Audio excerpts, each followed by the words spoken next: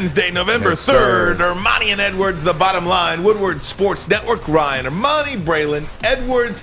Braylon, I have got to tell you, I don't think I have ever seen. You're a great-looking guy. I appreciate that, man. But I have never seen you look this good before in my life. I appreciate that. You know, it's one of those things where we got my boy back, so I felt like I had to dress up for my guy Maz. Maz said something last Thursday. You know, there's Maz over there. Maz is back in the building. Hey. First and foremost. Thanks for lunch, Bray. Oh, man, anytime, man. Anytime. No, but, you know, Maz talked about me not being able to see my hair for a long time last Thursday, so I got a fresh cut today. So I figured since I was getting a fresh cut, I might as well put on some fresh threads and no hat today, man. So here we are. And my childhood team, they won the World Series last night. 6 games. You called it too, Braylon. I mean, you were on fire. We called it. Maz and I both called it. Yeah, so I'm excited, man. And Maz, I'll let you have first crack at it, man. You're back. Braves won. Let's go.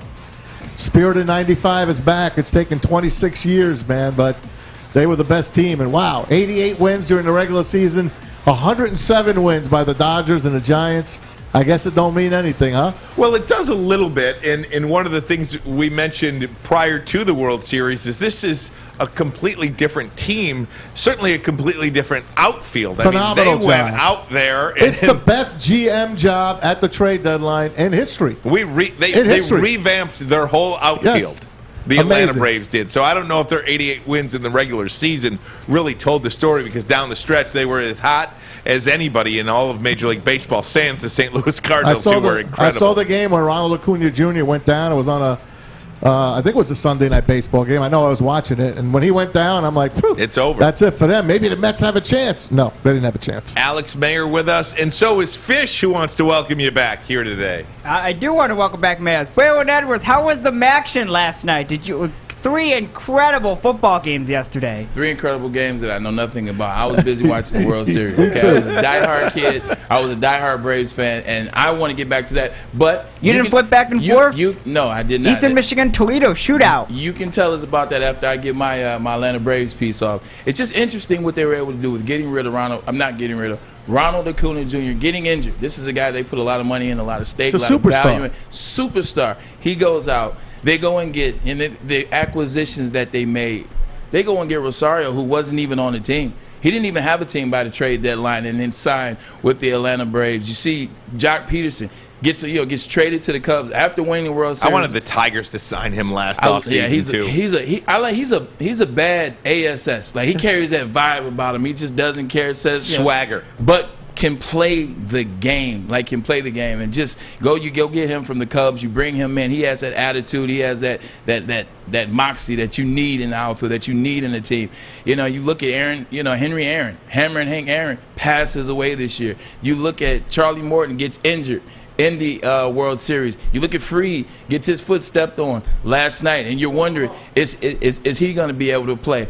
Just so much that they had to overcome, so much throughout the season, throughout the World Series, throughout the playoffs, and they did it all gracefully. They did it all with a smile on their face, and I don't think a better team could be deserved. And Snitker, like his journey as playing for Bobby Cox being a mentor of his, him going to see Bobby before games in Atlanta, him working his way up the ladder, the humble, hard way to get to be the manager of the Atlanta Braves, the team that he knows all too much about. Man, it was just a really good story, and goose pimples. Yeah. How do you not? There you go. Maz, and we forget Charlie Morton went down earlier in the series. What was it, the 3rd inning of that first game? He probably would have been pitching last night. Still on a busted leg. Still pitched 16 pitches. Yeah, got 3, 4, 5 outs. 3 in a row, as a matter of fact. Struck out the side at one point. But last night, when Max Fried got stepped on, there were 2 men on, first and second, nobody out. And I was like, oh, man. Yeah. Then he gets stepped on. All right, there's 1 out. Carlos Correa happened to be the out. And when I saw him finish up that inning, Tiger. When I saw him finish up that inning, I wrote to anyone that was tweeting with me, including you guys, I'm like, get this guy 1 run. He's good. That's all he's going to need tonight. And that's all he would have needed. He went 6 strong, 73 pitches. They couldn't do anything. He made Jose Altuve look like a kid again. And the 3-run homer, we get a text from Maz, and he says, that's all the kid's going to need. That's all he's going to need. That's it. Jorge Soler. Amazing. What an acquisition as well from him. Just one of the guys that was added to the outfield in the trade deadline. And this guy was as important to the Braves' run this postseason as anybody. I mean, collectively, it just felt like this was a team win, and you love to see those. I had Freddie Freeman as MVP. I bet him at plus 11. But you had Soler as your backup. I had Soler as my backup, but I didn't bet him. I only bet Freeman. He had one last night, too. And I'm like, maybe there's an outside chance Freeman can get it. I knew Soler was going to wind up getting it. What are the odds on that? He was plus 1,100. Wow. Soler was like plus 3,000 or something like that. I had Riley and Duvall. Yeah. That's who I went. I lost both. Riley had the most hits of anybody. Exactly. I was excited, but the big hits were the ones Soler had. The ones he had, like, they rang through. And they were bombs. They were bombs. Man, just look at the one he hit last night. He hit it out of the stadium, over the railroad tracks. And I love the swagger that he played with. And, that word got a little overused a while back, with T.I. and Jay-Z, and everyone started using it. Got to bring that word back because the swagger and the moxie that they played with, like you just saw him after he hits the home run, he drops the bat, taps the Braves twice, points to the sideline, points to the dugout. Excuse me, I had my sports mixed up. You just felt that energy all postseason long from the Atlanta Braves. You felt it when they were, counted out against the Dodgers, and they beat the Dodgers, and they show you what they're about. Every time we talked about them, man, every time we said something or answered a question, they answered the question, and they answered it in full, and they are the World Series champs 2021. I know Alex has been playing the highlights under us, Yeah. but let's cue up Joe Buck on Jorge Soler's first home run to make it 3-0. Give it a listen.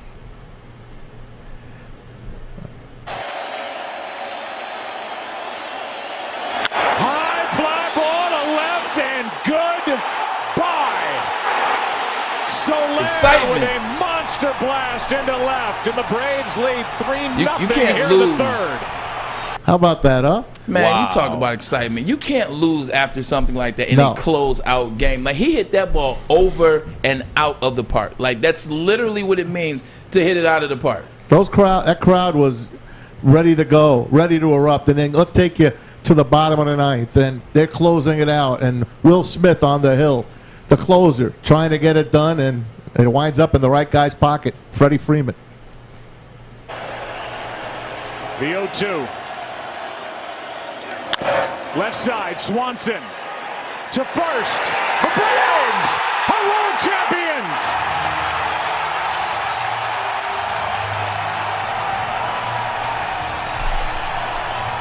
Yeah, I love this. I love this. They interviewed Freddie Freeman after the game. After they won it all, they interviewed him because he's not a guy that typically shows emotion. He's one of those guys like Stone Cold Stare. He's the same, no pun intended, but Stone Cold Stare, he's the same person, same energy all the time, same face, but you saw emotion in that World Series. You really saw emotion early on in that game out of him when he got a hit, he got on base. Like, you saw that they were right there. You saw that he was ready to talk about a childhood dream. It's the childhood dream of any kid playing in MLB to win the World Series, especially to win it the way in which they did it. Only 4 teams ever have been losing or had losing records at the break. 64 Cardinals, 73 Mets. Your team, Matt, sorry about that. They lost in 7. And then the 91 Braves, who broke my heart, they lost as well.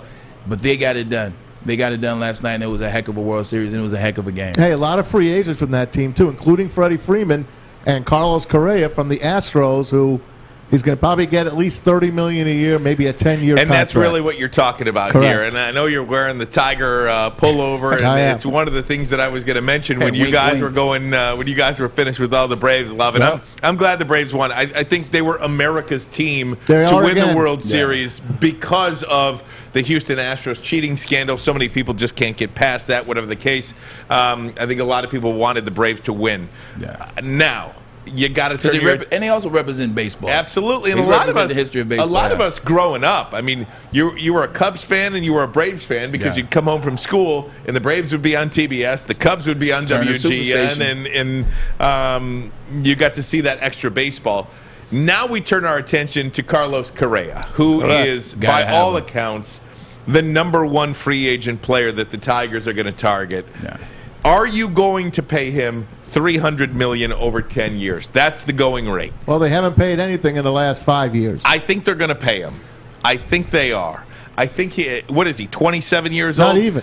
26 years old? Yeah. I think he's that important to the rebuild. If you can solidify that position specifically with that particular player who's such a winning player already and kind of brings that mindset, that hunger with the relationship with A.J. Hinch, 10 years, $300 million, do it. Everything that you said, it checks too many boxes, as they say. I think that's the real world, too, maybe not just fantasy land.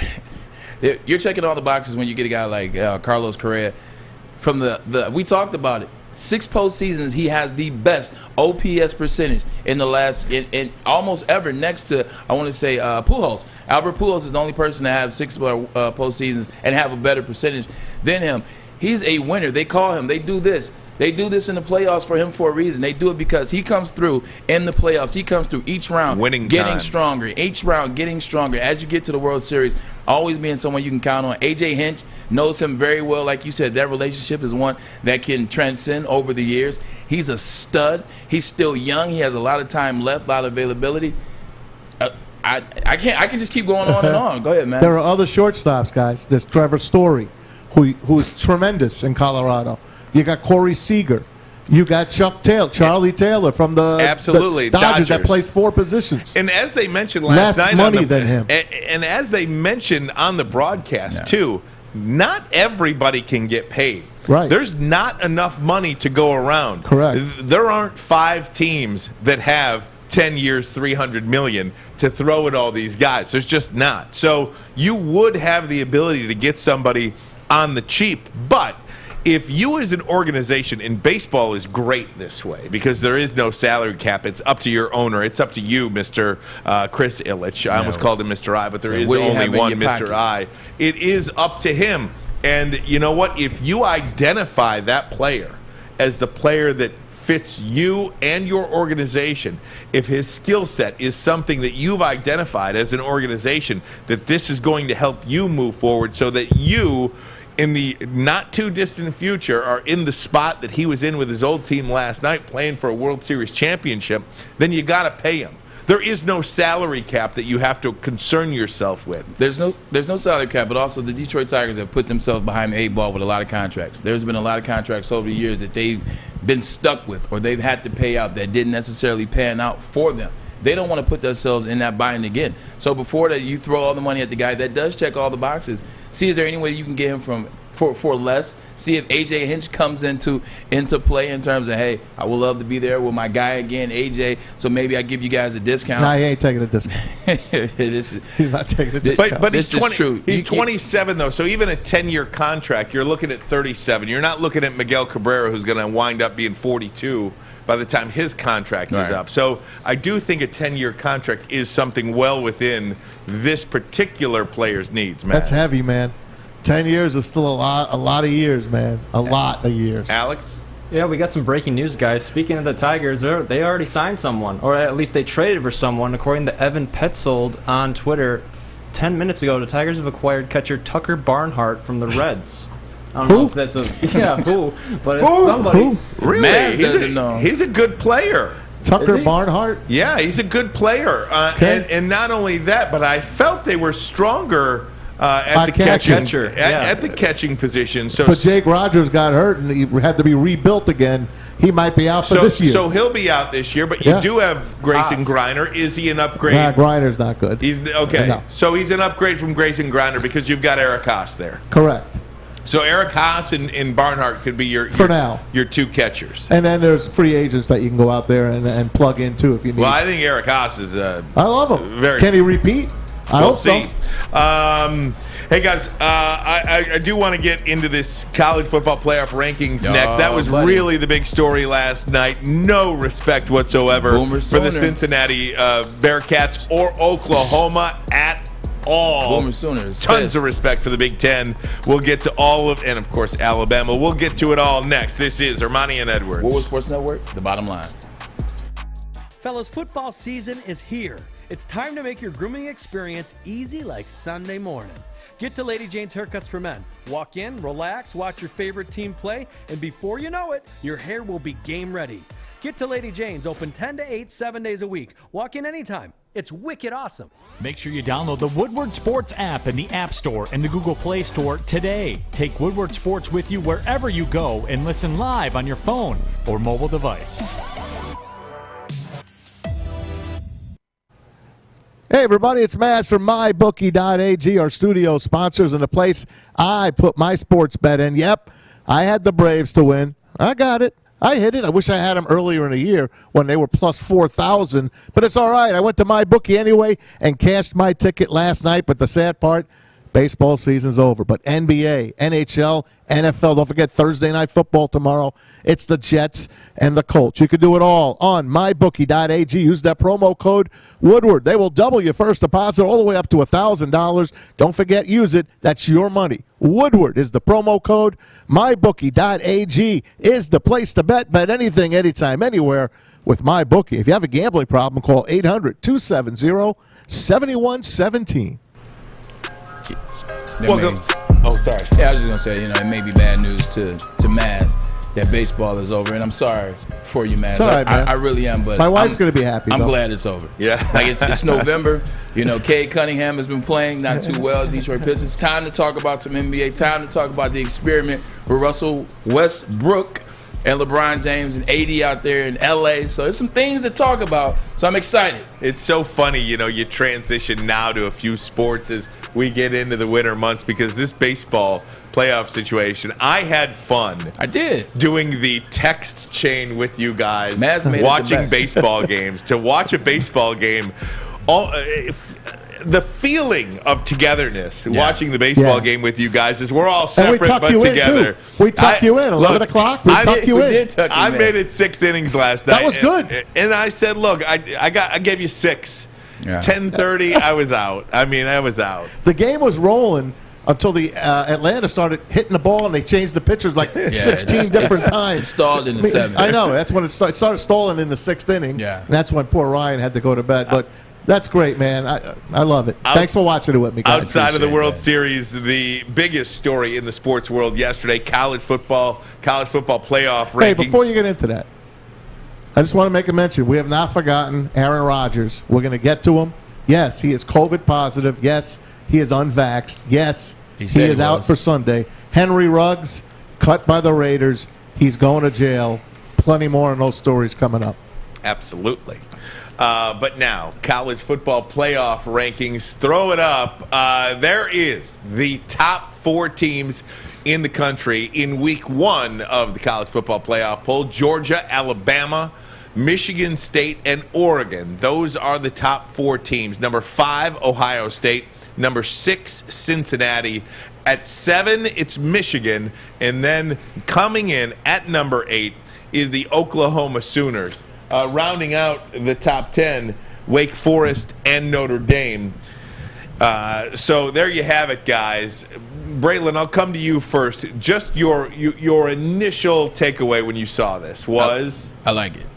I 100% like it because what they did was they, 1, respected teams that were undefeated.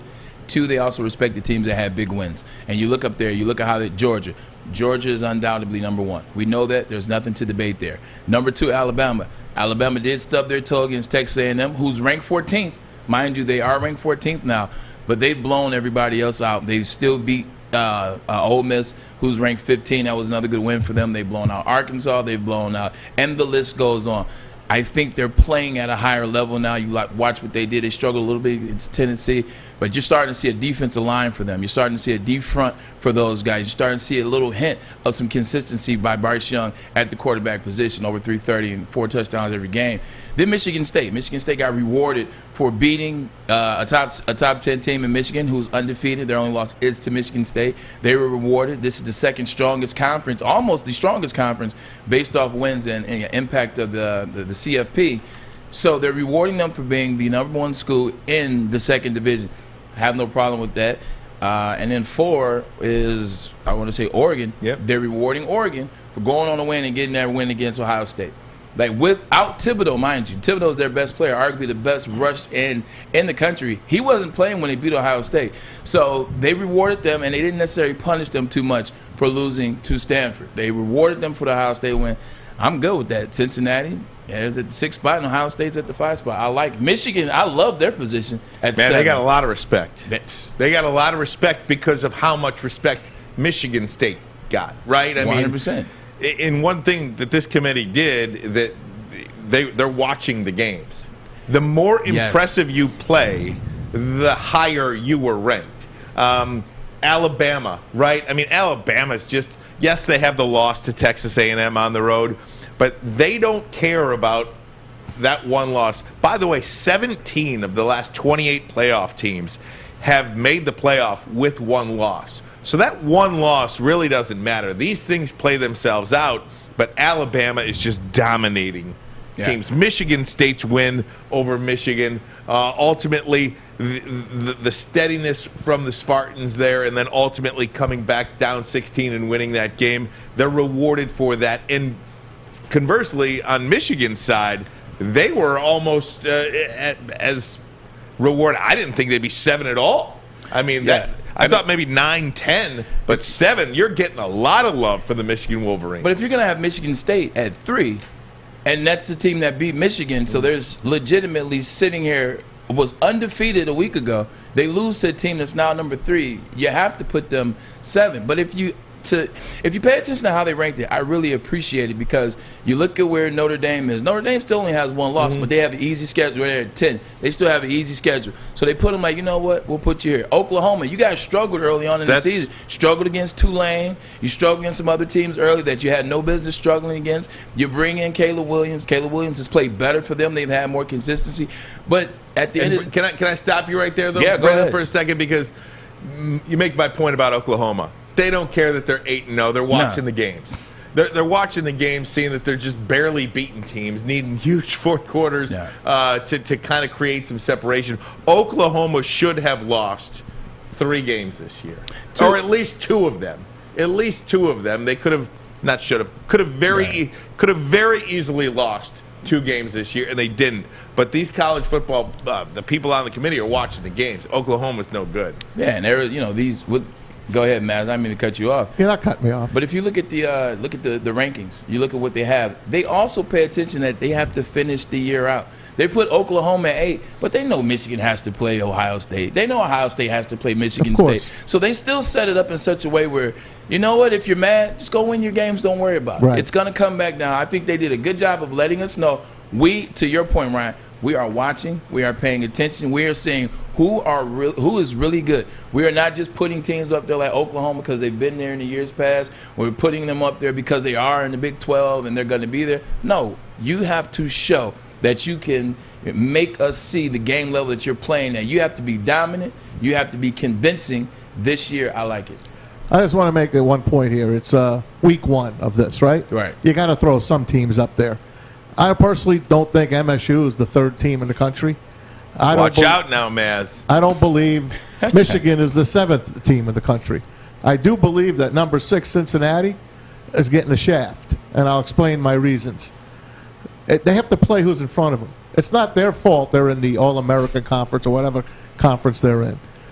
They beat Notre Dame in Notre Dame. Notre Dame is number 10 in the country. Okay? They're undefeated. Yeah, they played with Navy. Navy hung with them. That's okay. You're entitled to have a down game. Michigan had a down game against Nebraska. MSU had to go to overtime to beat Nebraska. Oregon is number 4. They lost to a pathetic Stanford team. Why are they number 4? Number 5 is Ohio State. That's because Oregon beat Ohio State. I understand that. I think Cincinnati should be 4th in this one, to be perfectly frank with you. Let's stay with Cincinnati, because I think they got Cincinnati right. And I think that Cincinnati has absolutely no business being in the top 4 teams in the country. I will tell you why. You could feel free to disagree with me if you'd like. We'll do that next. Ermanni and Edwards. Woodward Sports Network, the bottom line. If Oklahoma didn't get the shaft, Cincinnati definitely didn't get the shaft. We'll be right back. Tony is a 3rd-generation logger that has a simple, practical approach to life and work. That's why his Coast DX342 knife is perfect for him. The stainless steel blade is rust-resistant and made for all-weather use. And the double roll-lock safety ensures that it will never inadvertently close when he doesn't want it to. That's why Coast is trusted tough. Hey, fellas, no hat on today, and do you know why? Because I had my friends here at Lady Jane's just give me a nice little comb over here. Just clean me up a little bit. You don't have to come in and get a cut every time. Why don't you walk in and let them style it for you at least? Let 'em There you go. And it's not a big deal. It'll take Doesn't you take long. It'll take you 10, 15 minutes. Just say, hey, I just need a little bit of a cleanup here. Just not some crazy Clean your cut. neck up a little? Clean my neck. Yeah. Have some respect for your neck. Absolutely. Please, fellas, have some respect for your, sideburns? don't be disrespectful to your sideburns.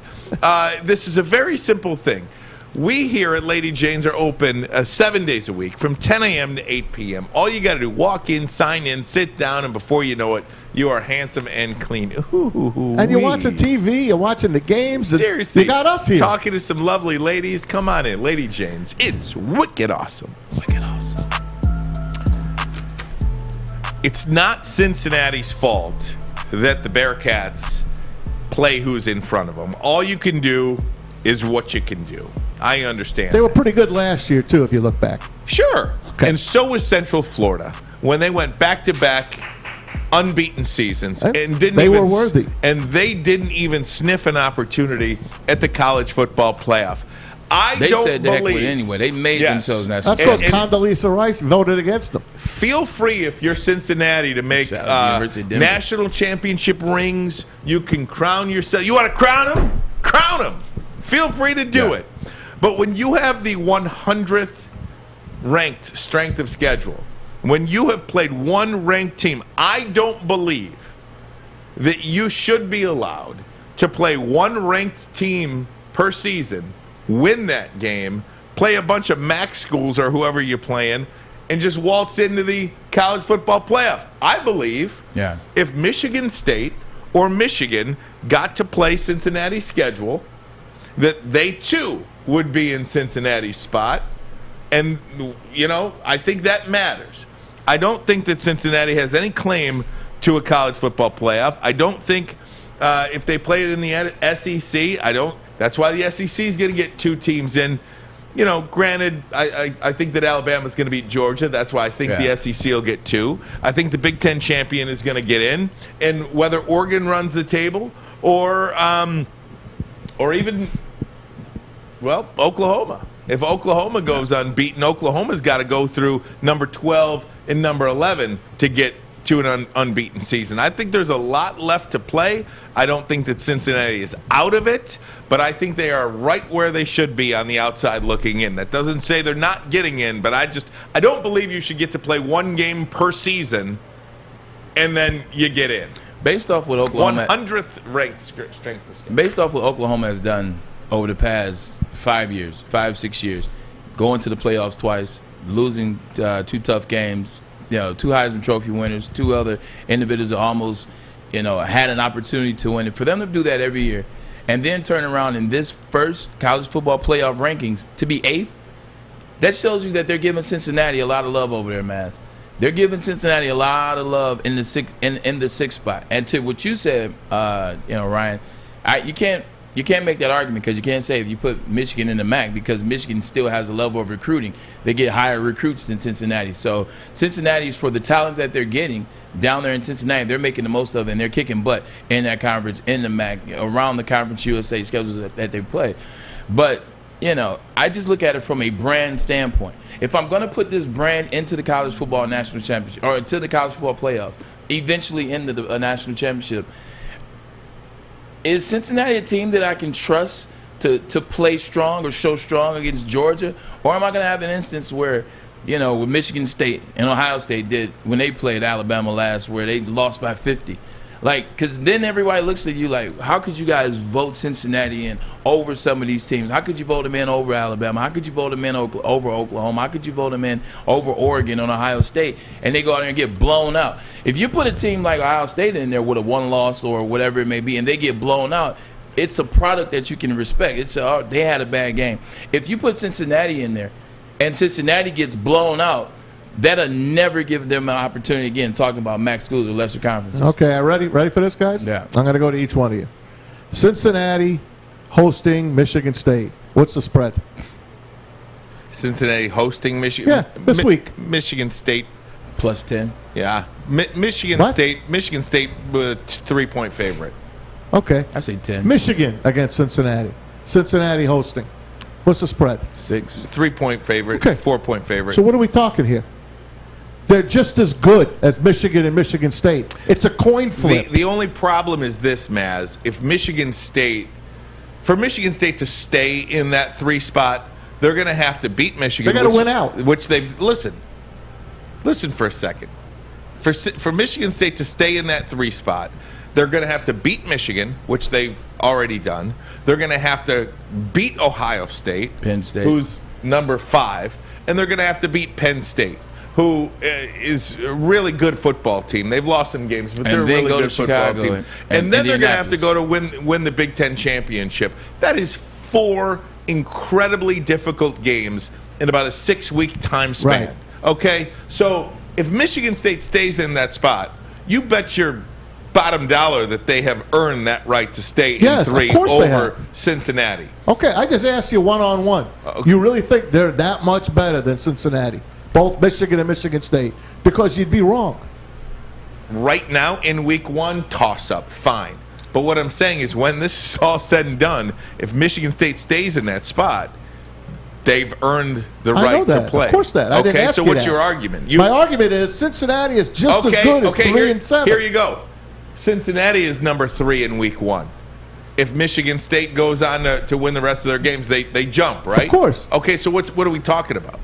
Cincinnati. We're talking about expanding the playoff. Yes, Cincinnati has no chance to get in the Final Four, is what you're telling me. Right. Even if, no matter what they do, They have no chance. So this really thing is, and Neil's right about this. This is a Power 5 playoff. Yeah, who says it's not? That's Well, why then why even put anything up then? I don't know. Okay, so let's scrap the whole thing. Let's not talk about it then. No. Because it's a farce. No. Why are we talking about it? This is our job. This is what we do, man. I'm just saying it's a farce. It's not a If they're not farce. going to let a little team like Cincinnati get in. Rankings have always been a farce. They could- Yet we've always found a way to talk about They it. could the play- BCS was a farce. They could play in a New Year's 6 bowl, which is a really nice bowl for them. It is. That's a big payday for a team like Cincinnati. That's a huge stage for a team like Central Florida. That's how Cincinnati stays relevant, to play in a New Year's 6 bowl. And I do think that's important for them. I'm sorry, the way the rules are set up now, it's the big boys and everybody else. If you want to change the rules, and I do believe the rules should be changed, I think there should be a 12-team playoff with the first 4 teams getting a bye, and then 5 through 12 play it out from Make there. it the top 24, because that's what they do in Division II. That's how Joyke's Wayne State team made it to the finals in Alabama. If there was ever a season that identifies the need to change this format, it's this season. Correct. With no dominant team. I'm not saying Cincinnati couldn't beat Notre Dame, Wake Forest, Oklahoma, Michigan, Ohio State, Oregon. I'm not saying that. I don't think they could beat Ohio State, and I don't think they could beat Alabama or Georgia. But everybody else, I do believe they could beat. So expand the playoff. But as this stands right now, it's over. I'm sorry, Cincinnati. The best you can do is a New Year's 6 bowl. And by the way, when you're a program like Cincinnati, that's pretty damn good. That's a pretty big payday and a pretty big stage to raise your name under. I just don't understand how in one breath it's week 1 of the CFP, and then the other breath it's they don't stand a chance, and it's a farce. It's week 1. Let it play out. Alabama has to play Georgia. Michigan State has to play Ohio State, and vice versa. We don't know what the hell Oregon's going to do, because Pac-12 never does anything, with the exception of Oregon every blue moon and Washington once. Wake Forest, I don't know. Notre Dame, we don't know. Like, at the end of the day, they got it right with Cincinnati. Cincinnati's lucky to be in the 6th spot. You want to go to a game, win all the rest of your games handily, definitively, and then see what happens at the end, because everybody has to play themselves. But you guys talking about going to a 24-team playoff, that is nuts. Not me, 24. I am not trying 12. to see Fresno State somehow play their 3 best games ever in their school history and win the national championship. Not me, 12. Never. Not me, 24. Me, 12. 6. I'm going. Don't you love March Madness, Braylon? I love March Madness, but there's a difference when. I mean, I don't know how to explain it, but basketball and football is just a difference. Maybe it's the level of physicality. Maybe it's the level of injury and things can happen. Basketball has been doing that for a very long time. To up and go 24 teams out the blue in football, it's a little bit hard to accept that type of change because in basketball, sometimes you just need an opportunity.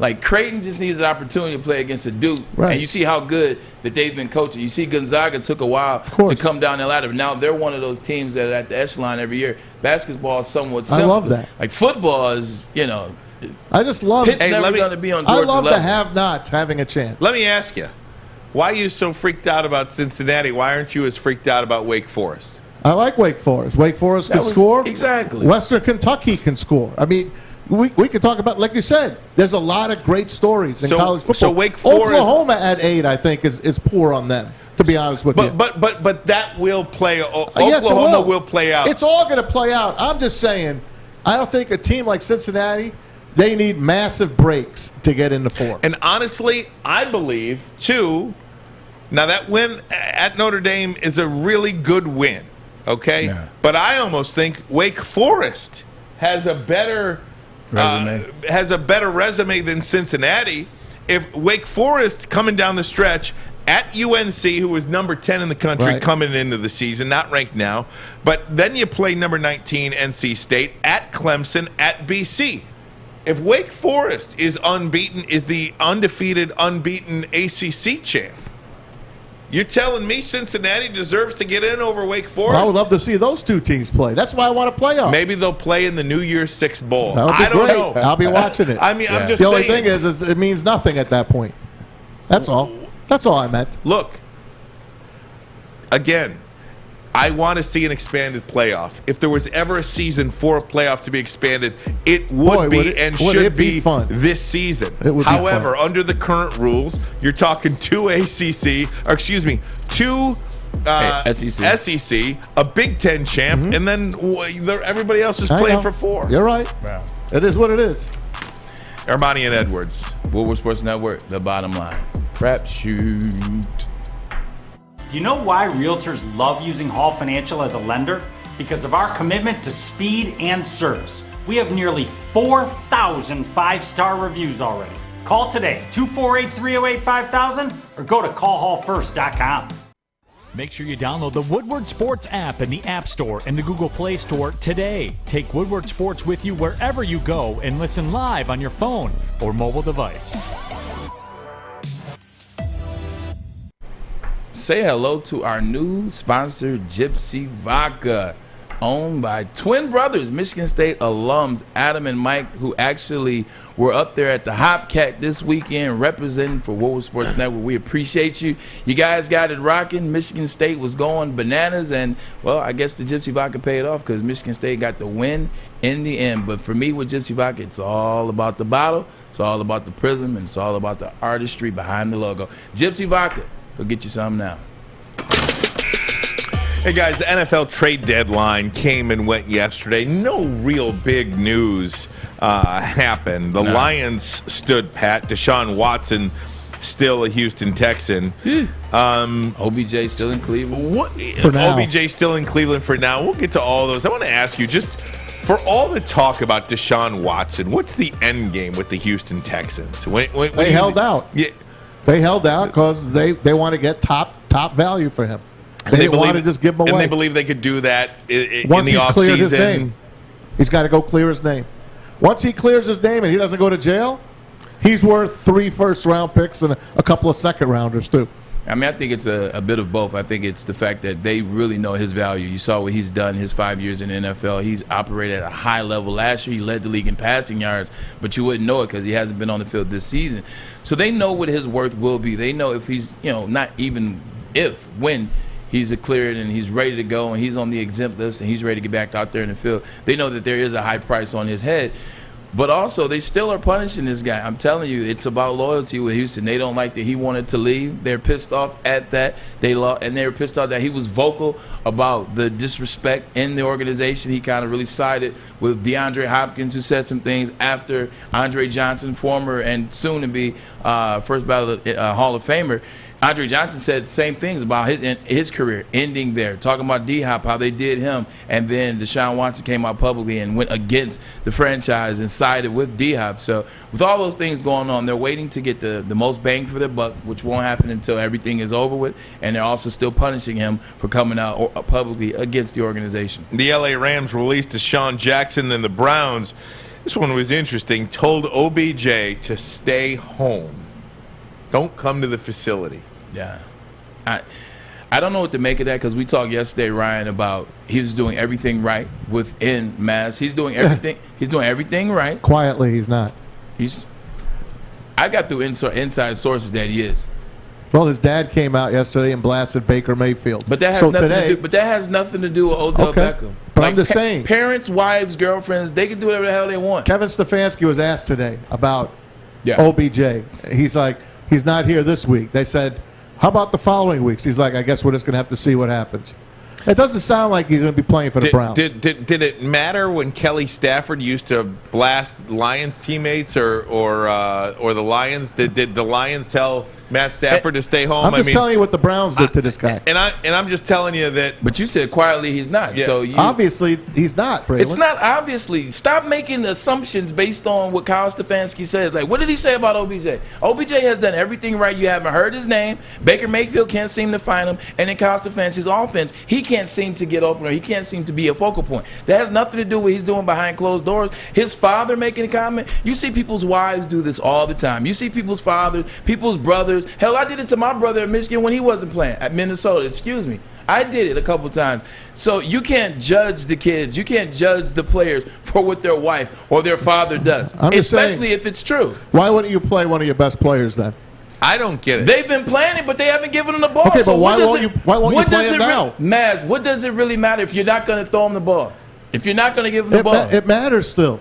Because he's one of your best players. You put him on the field, he's still got to take a defender. Obviously, it's not one of their best players in their mind, because when they put him on the field, they don't give him the ball. They don't give him the opportunity. And that's one of the reasons, too, because we all saw the video that his dad put out. OBJ running down the field. I mean, he's wide open, and he's not even getting looked at.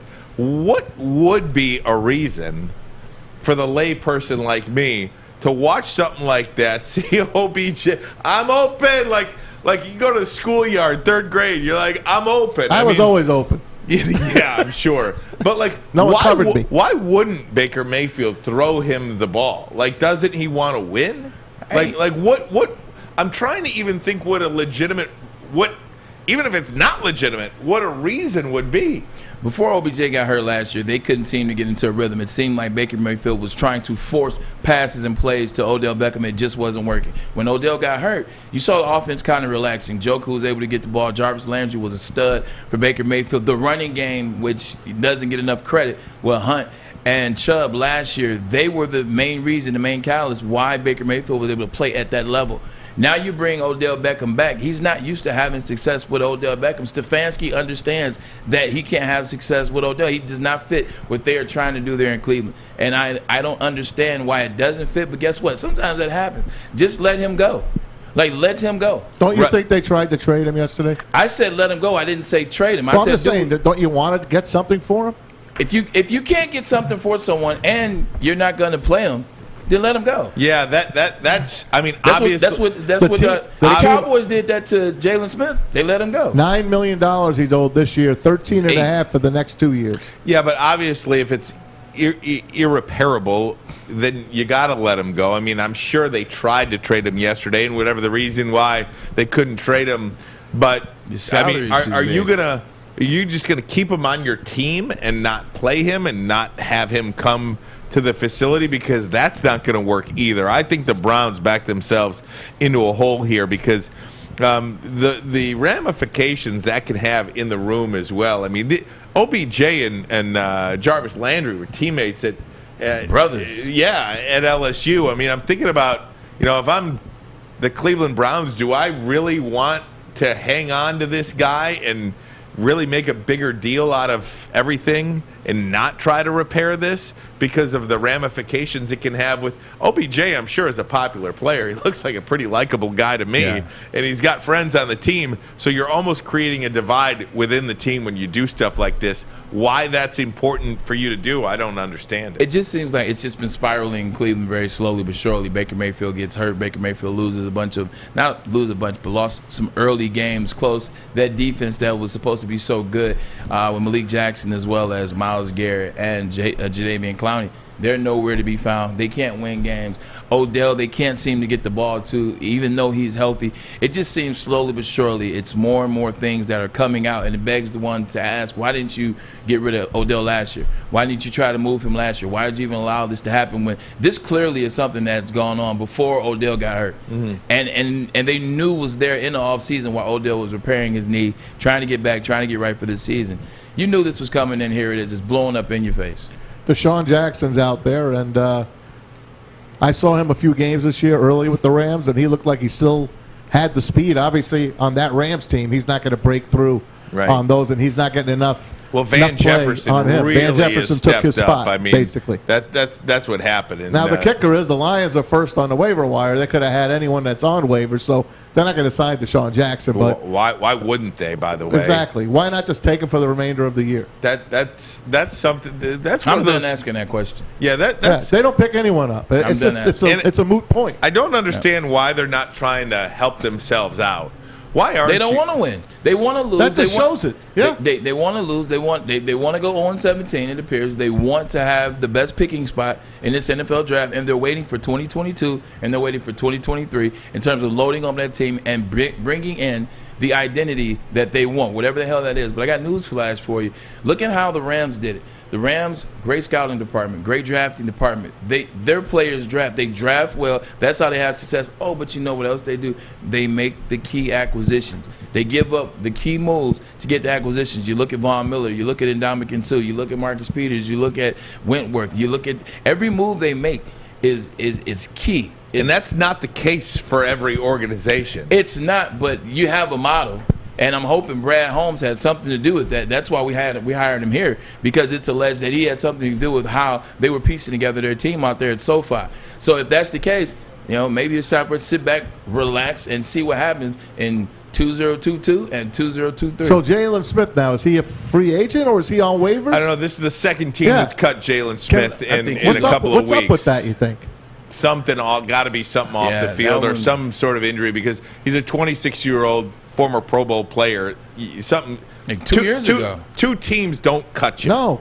So something's wrong. So something's wrong. Whatever that is, I don't want to speculate. I don't know. But something is not right when two teams cut you. I will say, I want to ask you guys this question too, because I was a little disappointed that the Lions didn't do anything yesterday.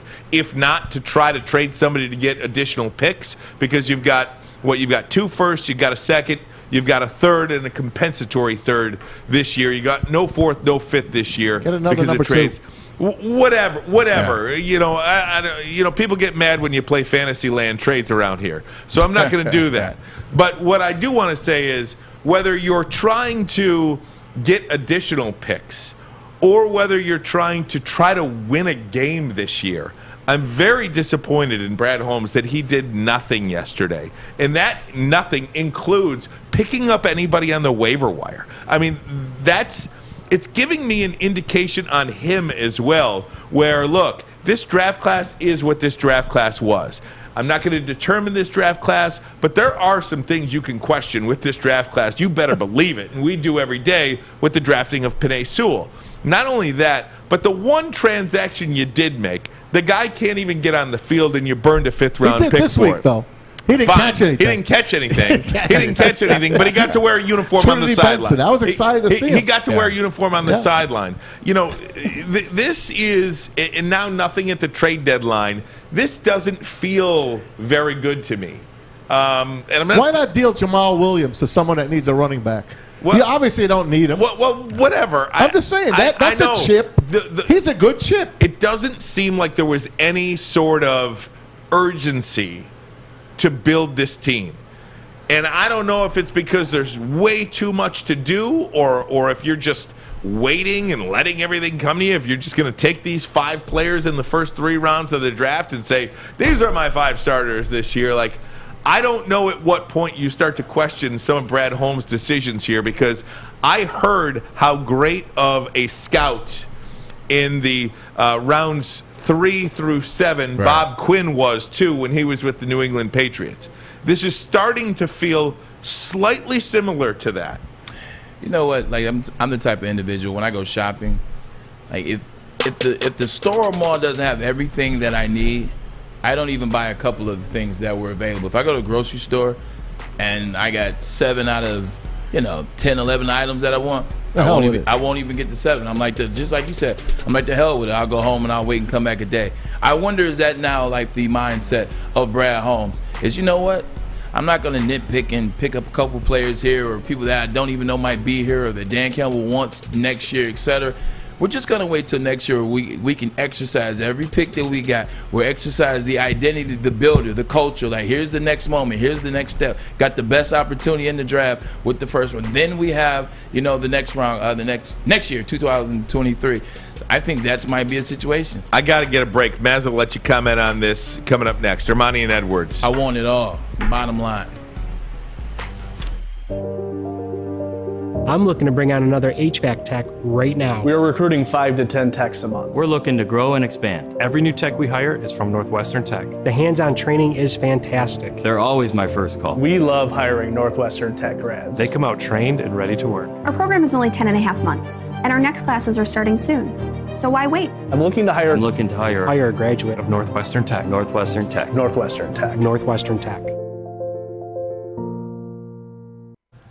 Hey, everybody, it's Maz from my good friends at the Folding Warehouse. That's right, Chris and Noni Hutt. Make sure you tell them that I sent you, because they're great people, and they've got some great things going. The home of the original football bowling pin game called Folding. Host your corporate party, team building event, or just come in with your family and friends. We're going to be there in a week or two right here at Woodward Sports. 2 ways to play. $10 unlimited open play. Stay the whole time. They are open the entire day, or a private lane reservation. Only $120 for 10 people for 2 hours. They got 100 beers, a $2 mystery beer machine. My wife will go nuts on that. Multiple full bars. You bring the food or have it delivered, or Braylon will even bring it for you, because he's always bringing us some great food, too. Make sure you get your fold on. Check it out at thefoldingwarehouse.com. Tell Chris and Nodi that Maz sent you. I don't deliver for free, although I do like the fold. So maybe you can tip, bro. We can work something out. I was over here watching our TV that we glance at from time to time during commercials, and they were showing LaMelo Ball. Just remember 4 years ago, LaMelo Ball was like this kid missing the tooth in the middle. You're like, this kid's not going to play in the NBA. LeVar Ball is blowing smoke, full of smoke. He's not going to make it. He'll do some stuff in high school. Remember when he scored 90 points in a game? He did, exactly. I remember that. I think that was cherry picking. That was the year that Lonzo was in his last year at UCLA. I remember that. And you're like, it's not going to happen. Well, fast forward, he leaves high school, goes overseas. He gains. He grows up. He now is 6'9", 6'8", gets drafted 2 overall, which is better. His brother went 3 overall, and now he's one of the best point guards in the NBA. Here we are. Crazy. For Michael Jordan's Charlotte Hornets. Which LeVar said he could beat Michael in a one-on-one. So it's ironic that they drafted him. Maz, you wanted to mention something about the Lions and Brad Holmes. Just a quickie that they haven't picked up anyone. I'm just saying, if he likes the product that he's showing the fans, and I was there on Sunday, it was a disgrace. They just never showed up against the Philadelphia Eagles. Eagles look like a playoff team. They were a 2-win team coming in. They beat them by 40 points. It was a disgrace. If you're going to stick with that team, you got to pick up a player here and there. Give us a little something to look forward to. I don't know. I got nothing for you, man. The end zones were empty. It said 47,000. Believe me, it was less than 40,000. Lowest crowd. It was less than 40. Since 2010. Yeah. Announced at Ford Field. And I almost think, without saying it, when you're not making moves, when you're not picking up anybody on waivers, clearly there's deficiencies on the roster. Yeah. And when you're the general manager and you're not trying to do anything, anything remotely that's going to be advantageous to helping you win a game this year, it's signifying to your fan base that you are okay with going 0-17 this year. When I played in Cleveland, we had some bad seasons, and I always talk about that because it was always true. You know, we went 10-6 outside of that. I think we were 4-12. I think we were 4-12 again. I think we were 3-13 one year. And I think they were 3-13 the year before they drafted me. But all throughout the year, like I'm talking about when I was on that team, all throughout the year, Maz, like from the time the season, from mini camp to training camp to the time the season starts, each week you're seeing new guys come in. Like you're seeing new guys that are auditioning to be on the team or they're having a tryout. You get new guys that make the team. Now they're on the team and guys are getting shuffled. You add a new piece here or there and it tends to work for you or maybe it doesn't work.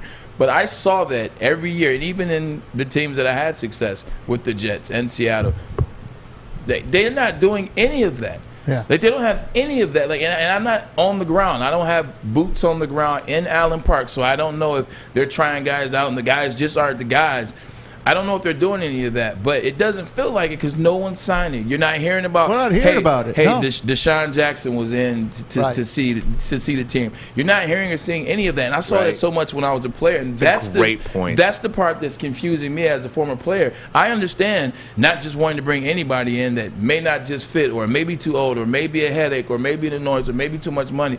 But there are people out there that can play for you. There are some players that have gone through waiver wires that could help this season, and it just doesn't seem like you care. Braylon, if I could hit a bell and tell you that you just nailed it, when's the last time you heard a free agent player was in Allen Park for a workout?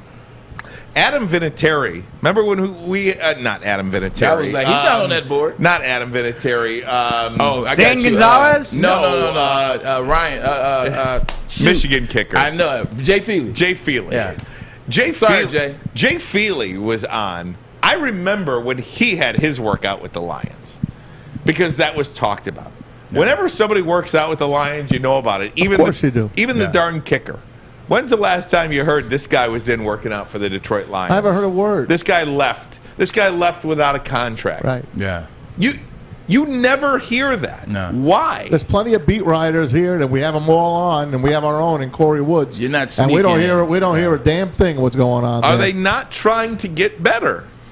Are they okay with going 0-17? Or do they just have it on? Or do they just have the facility on Rotunda just on super lockdown, where they're not letting anything It's impossible to do, It's Braylon. impossible with the flow of social media, with loose lips just in general, with people in there wanting to break a story, with people wanting to slide some information out. It would be impossible for us not to know if somebody was coming. So what that tells us is there's nobody coming in. Is that telling you, but because of that, what is that early signal to you regarding Brad Holmes? Because that's his responsibility. That's on him.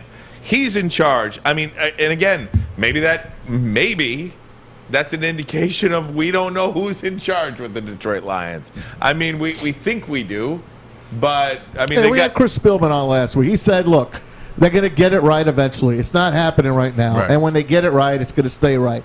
I guess we got no choice but just to ride with these guys and die with these guys. Yeah, we do have a choice. Well, you don't go to the game then. That's your choice. And clearly people and people are choosing that. That's a hell of a choice. People are choosing that. Yes, 30,000 people to be exact. Right? People are still buying the tickets. They're just not showing up.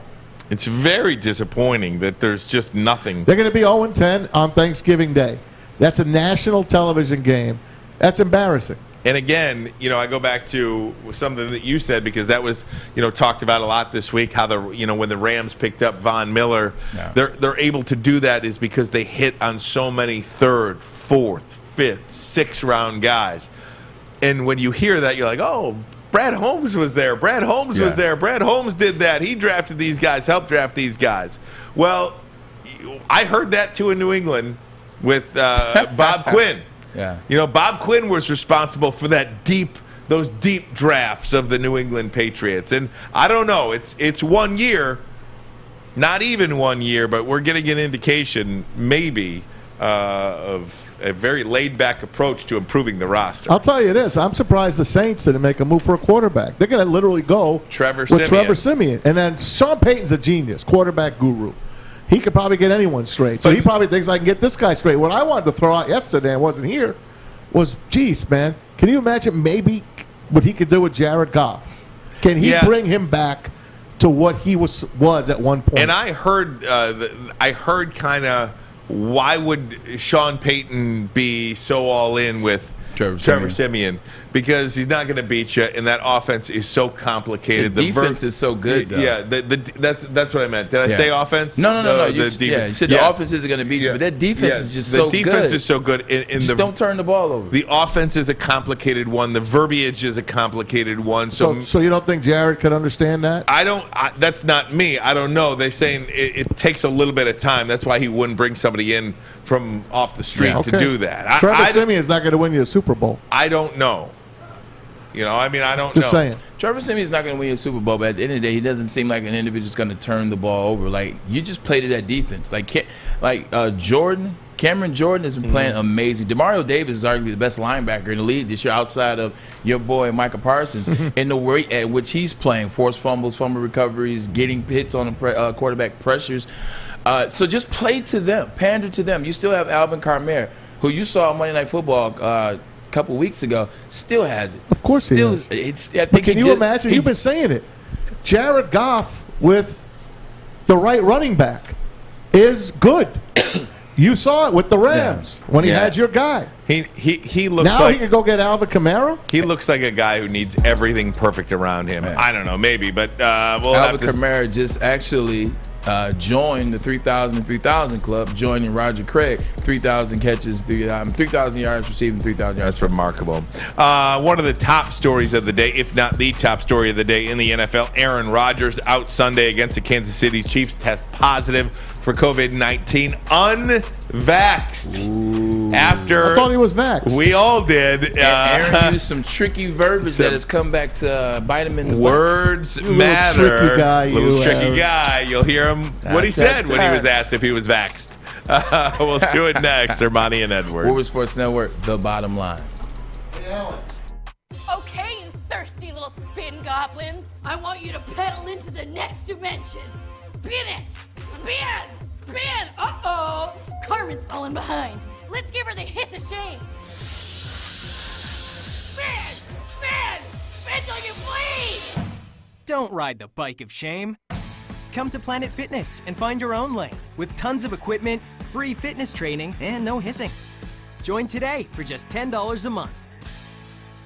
Make sure you download the Woodward Sports app in the App Store and the Google Play Store today. Take Woodward Sports with you wherever you go and listen live on your phone or mobile device.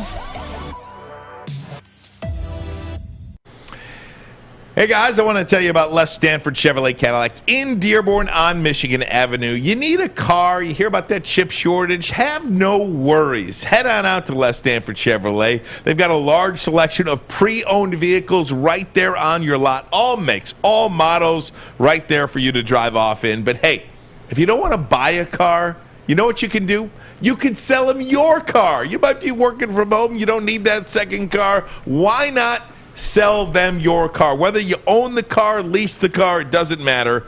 Les Stanford is your authorized lease return center. You can stop in today and walk out with thousands. There you go. Check them out online, lesstanford.com, or call them today, 313-565-6000. That number again, 313-565-6000. Les Stanford Chevrolet, find new roads. Top of hour number 2 of the program, story of the day in the NFL, kind of in the sports world, I would say. Yeah. Is Aaron Rodgers out Sunday against the Kansas City Chiefs? He has tested positive for COVID-19. We don't know anything regarding his illness, his symptoms, or anything like that.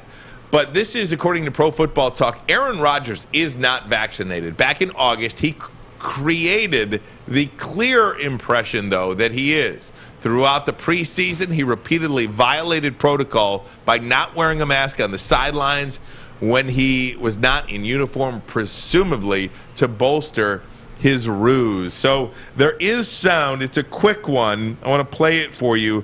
This is Aaron Rodgers talking about, well, you listen to it. Here it is. Are you vaccinated, and what's your stance on vaccinations? Yeah, I've been immunized. Are you vaccinated, and what's your stance on vaccinations? Yeah, I've been immunized. Are you vaccinated, and what's your stance on immunizations? Yes, I'm immunized. He technically didn't told lie. the truth. That's what I'm saying. Yeah. So technically, to the question he was asked, it wasn't a specific, have you had the COVID vaccine? But obviously Correct. that was what was speculated. That's what was insinuated. And he dodged it, amazingly. So now here begs the question. Is this a Green Bay Packers issue as well as an Aaron Rodgers issue? Because he said he was vaccinated or he didn't say he was vaccinated. He said he was immunized, which was alleging that he was vaccinated the sneaky way. But isn't it the Green Bay Packers' job and to reach out to him to get a vaccination card, to ask which vaccine you should get? So exactly. Yeah. So I say that and ask that to say, what's up with the Packers? How are they going to get hit? Like that's a suspendable fine. Let me say this before I read this extra about Ian Rappaport. Just gave us some more information. Somebody owes some money. Aaron, check this out. Remember, I've told you this before. Super Bowl. Tom Brady. He had COVID. Because the next day, when they had the parade, he was COVID positive. He had COVID, guaranteed, on Super Sunday. Guaranteed. Tom Brady. Yeah. No doubt about it. He played. And because won. you think they were going to sit him out? No. You think the NFL would have allowed that? No. Okay. They have a double standard going. Am I right there? Without question. I Okay. think that's always been what the NFL has had going on. Here's the latest on Aaron Rodgers. This is from Ian Rappaport of NFL Network. Aaron Rodgers received homeopathic treatment from his personal doctor to raise his antibody level and asked the NFL to review his status. The NFL and NFLPA and joint docs ruled him as unvaccinated. Now he has COVID-19. So he went the home route. And that's from his girlfriend because she's very that way. Right. She's going to be, let's eat some rocks and some weeds out here. We're going to get better. Rocks I know you have cancer, but you know what? Rocks We're not and going to take the medicine. We're going to do it this way. That's his hippie girlfriend. He's a hippie now, and I'm okay with that. I'm fine. Rocks and weeds. Is this hold on? Is this the 80s? Rocks and weeds. Trust, man. Is this Harlem in the 80s? Trust. His girlfriend. His girlfriend has got him completely brainwashed. He is a hippie now. There's no question about it, and I'm okay with it. I don't care. I will tell Maz you. is okay with rocks and weed. I love it. I will tell you, when I had to prove my vaccination status for anything, for anything, I had to take a picture of my card. Got my picture right here. I had to take a picture of my card and essentially send that in. I don't know how Aaron Rodgers got away with that from the Green Bay Packers. Because his name is Aaron Rodgers. But moreover, if the team, what does that signify to a teammate who maybe didn't want to get vaccinated but did because that's what he thought he was supposed to do? How about poor Alan Lazard? How about Alan Lazard, who Just had to 2 weeks miss ago. a game because he was in a close contact with Devontae Adams when Alan Lazard tested negative all week Never long. been sick. So Devontae Adams gave Aaron Rodgers COVID. Probably. They're super Yes, close. potentially. And Alan Lazard had to miss a game check. Yeah. I don't know. This is a little unsavory for me. I think this pretty creates a lot of problems within the locker room because Braylon, if you were a player and just hypothetical. Yeah. If you didn't want to get the vaccine, if you really didn't, if you were Andrew Wiggins of the Golden State Warriors, where you were just holding out, didn't want to get it, but ultimately ended up getting it because this is what you think is the right thing to do for your team. You're a team guy. You don't want to let your team down. You want to play. And then you know that the organization is allowing their quarterback, Aaron Rodgers, and this is, again, a hypothetical, because we believe that the organization allowed Aaron Rodgers to kind of skate on this. Yeah, so now it begs the question, not even just with the Green Bay Packers. If you're going to let him, why not let me? But not even just there. Let's come back there. It's all the other franchises. Now the other franchises are like, all right, who's not vaccinated around here? Who are you guys letting gloss over? Who are you guys didn't tell us wasn't vaccinated? Because I thought we were all in. Getting back to Green Bay, I thought we were all in. I thought we all made the conscious effort to be all vaccinated. This is what we said we wanted to do. The head guy, the head man, Aaron Rodgers, he got vaccinated. You know what? If the head man is going to get vaccinated, who am I, a third-string running back, to say the hell with the vaccination? Right. Who am I, as a second-string D tackle, to say, or who am I as an offensive line who my guy that I'm blocking for, that, you know what?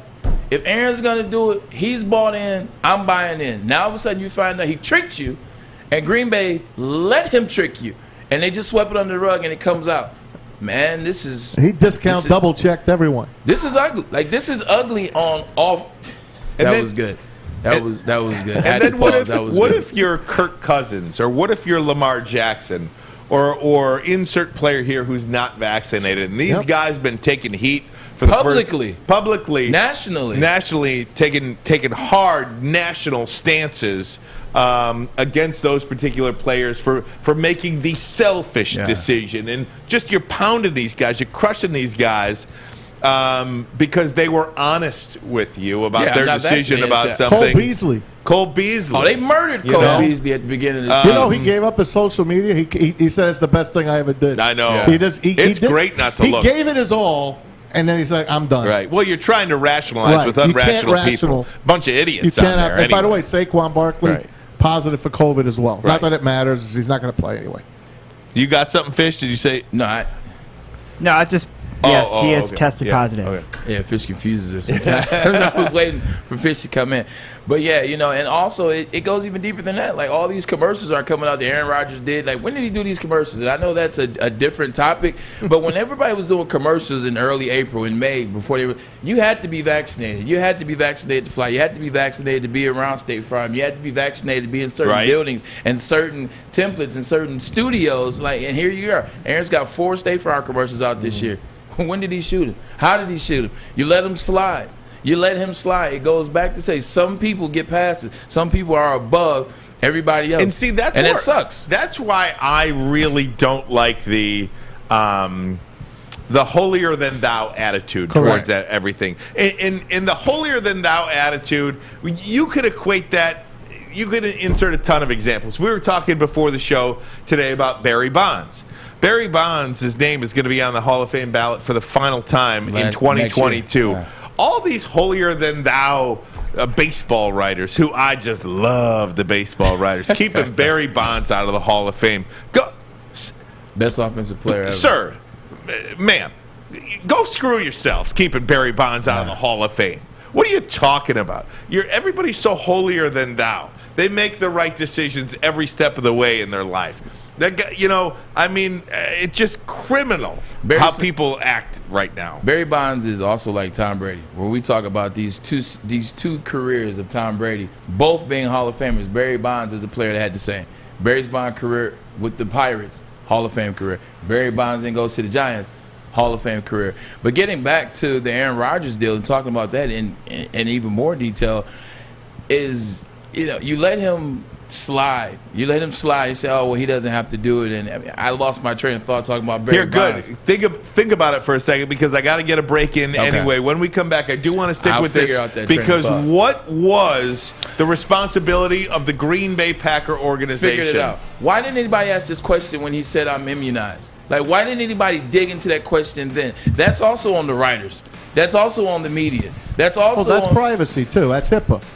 But he could say, yeah, I'm vaccinated. No, but and he said, you got to let it go. But he said, I'm immunized. Correct. Like, immunized. What does that mean? I guess it's something in the moment where you're just taking him at his word. He understood. You're thinking that Aaron Rodgers understood what was being asked. COVID, and he talked about immunizations. Yeah, that's all. He spun it.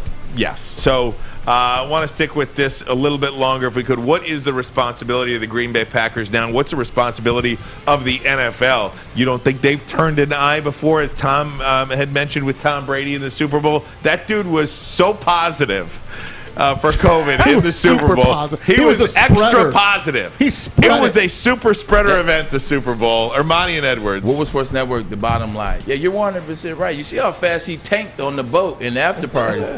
That's a little bit of COVID and tequila. Fellas, football season is here. It's time to make your grooming experience easy like Sunday morning. Get to Lady Jane's Haircuts for Men. Walk in, relax, watch your favorite team play, and before you know it, your hair will be game ready. Get to Lady Jane's, open 10 to 8, 7 days a week. Walk in anytime. It's wicked awesome. You know why realtors love using Hall Financial as a lender? Because of our commitment to speed and service. We have nearly 4,000 five-star reviews already. Call today, 248-308-5000, or go to callhallfirst.com. Make sure you download the Woodward Sports app in the App Store and the Google Play Store today. Take Woodward Sports with you wherever you go and listen live on your phone or mobile device. Hey, let's flip this one today. Would you like to start a new career in a new industry? Yes. That is always essential? Yes. But here's the better thing, though. You ready for this, though, man? After you finish at Northwestern Tech, you'll be ready for $77,000 right out the door. Ryan, you said you made $15,500. $15,500. I made 21. And you made 21. Yeah. Wow, you're rich. I made. Yeah. What do you make? $9 million? You made that. Excuse me. Hey, get out my business. It's public knowledge. No, it is. I'm talking about in college. Now, go ahead. No, I didn't make anything in college. I was not a part of the NIL. I went to Michigan. You know, we hold our head high with class and rule regulation. No, but $77,000 is a lot of money for you to start off fresh out of Northwestern Tech. This is a job. This is not only a job. It's a career. This is a career move. So join now. If you want information, go to northwesterntech.edu. This is a career move. Keyword career. There you go. That's so good. I love it. I didn't make any money in Michigan, okay? Yeah. I had 4 parents. I had everything I Hell needed. yeah. They took care of me. Shout out to mom, I got dad, kids, man. stepmom. Right. God bless. Hey, happy anniversary to your to Stan last night as well. Appreciate that. Thank you. My dad and my stepmom celebrated 25 All years right, of marriage this Stan. past Monday. So we went out, Stan the man. We went out, myself, Ryan, stepmom, and dad. We went to Dicksboro House, which is owned by Sabas of Saba in Ann Arbor. Great place. That is You got a birthday greeting today, too, don't you? Great place. I do have a birthday greeting. If we have that picture, just want to say happy birthday. Happy 9th There he is. birthday to my son, Maddox Edwards. I love that name. It's a big 9-year-old right there, man. That's a great name, man. Maddox Edwards. He is celebrating 9 years old today. So Is he going to be a receiver? Is he going to be a receiver? No. He'll be like a Will Golston type. All right. Yeah, he's going to be a D line, like an outside linebacker, maybe like a Julian Peterson type body. Okay. Heck Julian yeah. Peterson. Happy birthday, So happy birthday, Maddox. big guy. He actually is subscribed to us on Twitch. That a man. Look at that. He knows the his kids stuff, know man. where it's at. I'm right? like, Twitch, how do you work this stuff? Oh, he's subscribed on Twitch. All right. I'll have to check us out there. Yeah, I know, right? I'm like, okay, is it better over there? What are those numbers? How does that one work? Oh, my goodness. Getting back in, guys. Thanks, everybody. If you're watching on YouTube, if you're chatting along with us, we see Kennedy on there. If you want to chat along with Kennedy, she's on there right now, chiming in on She's all the nothing things. but trouble. We love Kennedy stirring it up on the chat. So if you're on YouTube right now, we thank you. If you're on Twitter, we thank you as well. If you're listening on the app, just go ahead and download that Woodward Sports app. You can listen to us anywhere from your pocket, from your car, whatever the case may be. And then we are on tape delay on radio on 93.5 The Roar, 99.1 and 94.7 HD2 FM. We're on from 6 to 8:30, so we certainly appreciate that as well. My buddy Rogelio Castillo, who does some great work with Tiger Baseball and the Tigers minor leagues. He's been on with us before. He tells me yesterday, hey, Maz, you guys are really doing well on Spotify. I'm like, I am? We are? So I go on Spotify, and that's where we put on the shows. I started following us on Spotify, and we are doing very well on Spotify to watch our shows after on the podcast. Really? Yeah. So Spotify. Very good. Shout out to them. And, of course, you can get a podcast anywhere you can get a podcast. Anywhere but Spotify you is one of the places. Just look for the bottom line, Woodward Sports Network. 100%. Spotify. We always forget about Spotify. I know. I think that's where all the information goes. You know, after we honestly, one of the things we come in, we do the show. We don't know half the stuff we do. We really don't. We're like, wait, what? It's where? We come in, do the show, and then everybody else who's way smarter than us in this building, or I'll speak for myself, way smarter than me on this me stuff. too. You guys take it from That's why there. we got Alex. Yeah, right. Yeah, Alex, Justin, all the guys back there too. Getting back to this Aaron Rodgers situation, do you think the NFL, I don't want gets in trouble? That's not the right way to say No, it. it's I'm their trying league. it's their league. They can do what they want. They're going to deny that they even knew about it. What about the Packers, though? What culpability did they have here? Because we all know that they knew that Aaron Rodgers was not vaccinated. Yeah. We all know that they knew that Aaron Rodgers was not vaccinated. So what happens to them? A heavy fine? A draft pick taken away? What is the appropriate penalty for the Green Bay Packers organization? I'm at a loss of words and trying to figure it out, because I'm thinking, on one end, I'm thinking, will they finally just be like, all right, you know what, the hell with it. You can do what you want to do. Like, you can be vaccinated or not vaccinated. Like, does it get to that point? Or, is it penalization? Like, they literally lied to the NFL. They lied to the other teams that they were playing against. They had a player they knew that wasn't vaccinated because they didn't do the research. They didn't do the homework. Or they knew they did the homework. So I'm going to be talking in circles. I might have to just defer. I might have to defer to Maz, because I think they need to be penalized. Like, they have to be penalized, because you knew that he wasn't vaccinated and you didn't decide to do anything about it. You didn't decide to hold him accountable. You didn't decide to treat him like everybody else. You didn't. So, and by doing so, you risk the spread of whatever. And I'm thinking there's going to be a lot of stuff coming out after this. Right, now. because I'm thinking to myself, if you're the NFL, how in good conscience can you penalize harshly the Green Bay Packers when you know you allowed somebody to play in the Super Bowl last year that was COVID positive? They'll never admit it, though. But also, the NFL's at fault, too, in this situation, because you don't think the NFL didn't know Aaron Rodgers wasn't vaxxed as well? Like, they get all the records from all the teams. Very the true. NFL has to every team has to report everything. So that's how the NFL knows about Big Brother. Exactly. That's how the NFL knows about Lazard. That's how they know about Cole Beasley. That's how they know about Kirk Cousins and Lamar Jackson. They knew. They knew. So now this is a tough one, because now it's like, oh, shoot. Did his teammates know? Now that's the one. That's the one. Because again, did he pay Alan Lazard out of his pocket? No. For that missed paycheck? No we way. don't know. Maybe he did on the side. Maybe he did. We don't know really what happened. But when you tax a healthy player that chooses not to be vaccinated, and Alan Lazard, just because he ran in the same circle as Devontae Adams, who was vaccinated and still got COVID, but he got his money, and Alan Lazard doesn't get his money. Aaron Rodgers has been playing all these weeks without a mask, without all of that kind of stuff. It is an outdoor game, I might add. Most times they are outdoors. But there's team meetings and stuff like that. And the NFL in the beginning of the year, you saw it, how particular they were. You got how many tests a day that they give these players? Test every single day. I believe they started testing daily now, though. That's why all of these coming out now. Yeah, all of these positive so tests. Let me just give you now. a sidebar note here on me. I was sick Sunday night. I started not feeling good. Monday I woke up really, is this the COVID talk? really not feeling good. So right away Ryan's like, give me your symptoms. So I'm like, well, I got a headache. I got a little bit of a cough. I have a sore throat, a little body aches. You got COVID. It's called October in Michigan. I'm like, I don't have No, COVID. did I say you got COVID? I'm like, yeah. You said, Or do you think you have COVID? Did you get tested? I'm like, no, I didn't get tested yet. You really want me to go get tested? So I called the doctor the next day, and I tell him, actually that same day, and the doctor, I give him, I give the nurse all the same stuff I gave you. She's like, oh, that really sounds like COVID. And I said to her, every single thing I can give you sounds like COVID. I can tell you I got this. You think I got COVID. Right. All right, you want me to get a test? Fine. I go get the test. They swab me up. Each nose. PCR? Each nose they got me at.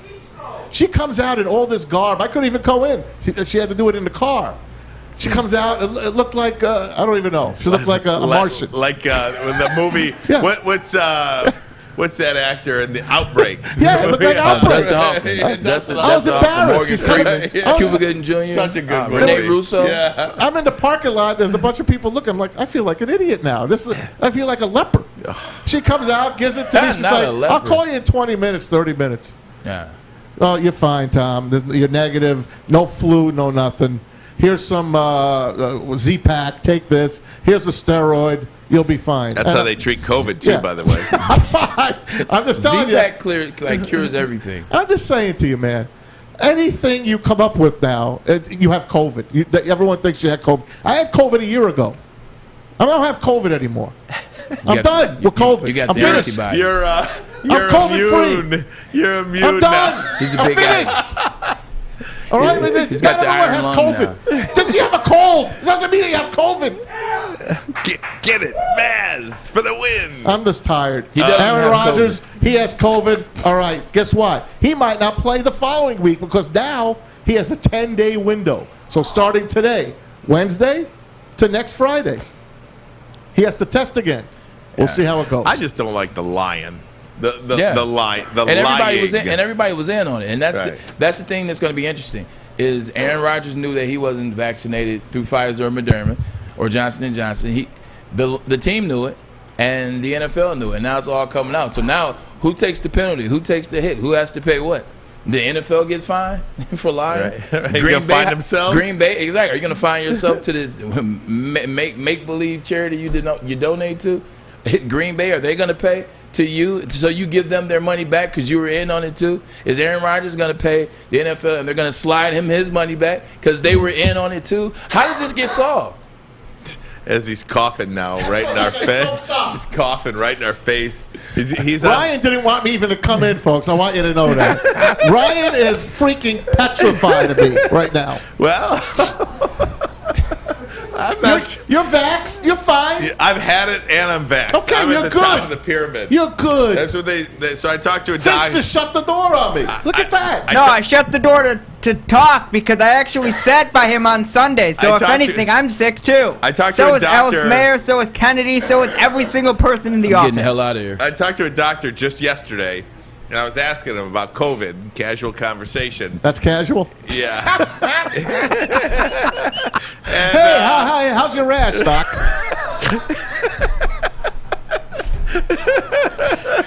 Just a little COVID talk. You still coughing up blood? I'm not. I'm gonna move on. Just casual COVID talk. I'm gonna move on. Now tell us about your doctor. No, but he said he's Still like peeing blood? He's like, think of COVID like a pyramid. You know, like if you're unvaccinated, you're here. You know, you're more susceptible to anything. If you had COVID, unvaxxed, you're here. You're protected, but not as much. And if you've had COVID and you're vaccinated, you're like at the top of the pyramid. That's it, baby. You're at the top, as always. I'm like right over here. You should get another shot just for the hell of it. I'm good on the booster. You should. It's get called, two more boosters. It's called a booster, but it's also called Henry Ruggs release by the Las Vegas Raiders. What do we think about that? really tragic story. We're going to get to that next. Ermanni and Edwards. Woodward Sports Network, the bottom line. Tony is a third-generation logger that has a simple, practical approach to life and work. That's why his Coast DX342 knife is perfect for him. The stainless steel blade is rust-resistant and made for all-weather use. And the double roll-lock safety ensures that it will never inadvertently close when he doesn't want it to. That's why Coast is trusted tough. Hey guys, want to let you know about Guardian Alarm. If offense wins games and defense wins championships, go ahead and let Guardian Alarm help you be the championship defender of your home. A good defense on and off the field makes you feel secure. They're also going to help you with those convenient features. You can check in on your home, control your lights, your temperatures, detect smoke or carbon monoxide. They will even let you lock or unlock your doors. The number to call is a simple one. All you got to do, call 1-800-STAY-OUT. That number again, 1-800-STAY-OUT. Guardian Alarm. Stay out of my house. Get away. Guardian Alarm. Are they good against COVID? Your local security experts. Hey, I got a good idea. How are Guardian Alarm for the Detroit Lions defense? Help the opposition stay out of the end zone. Jesus Christ. Stay out of the end zone. That's absolutely right. Guys, there's no easy, we've been having some fun today, but there's no easy transition to this one. It is just an unspeakable tragedy that could have been prevented. Wide receiver for the Las Vegas Raiders, Henry Ruggs, has been released by the Raiders themselves. He was arrested.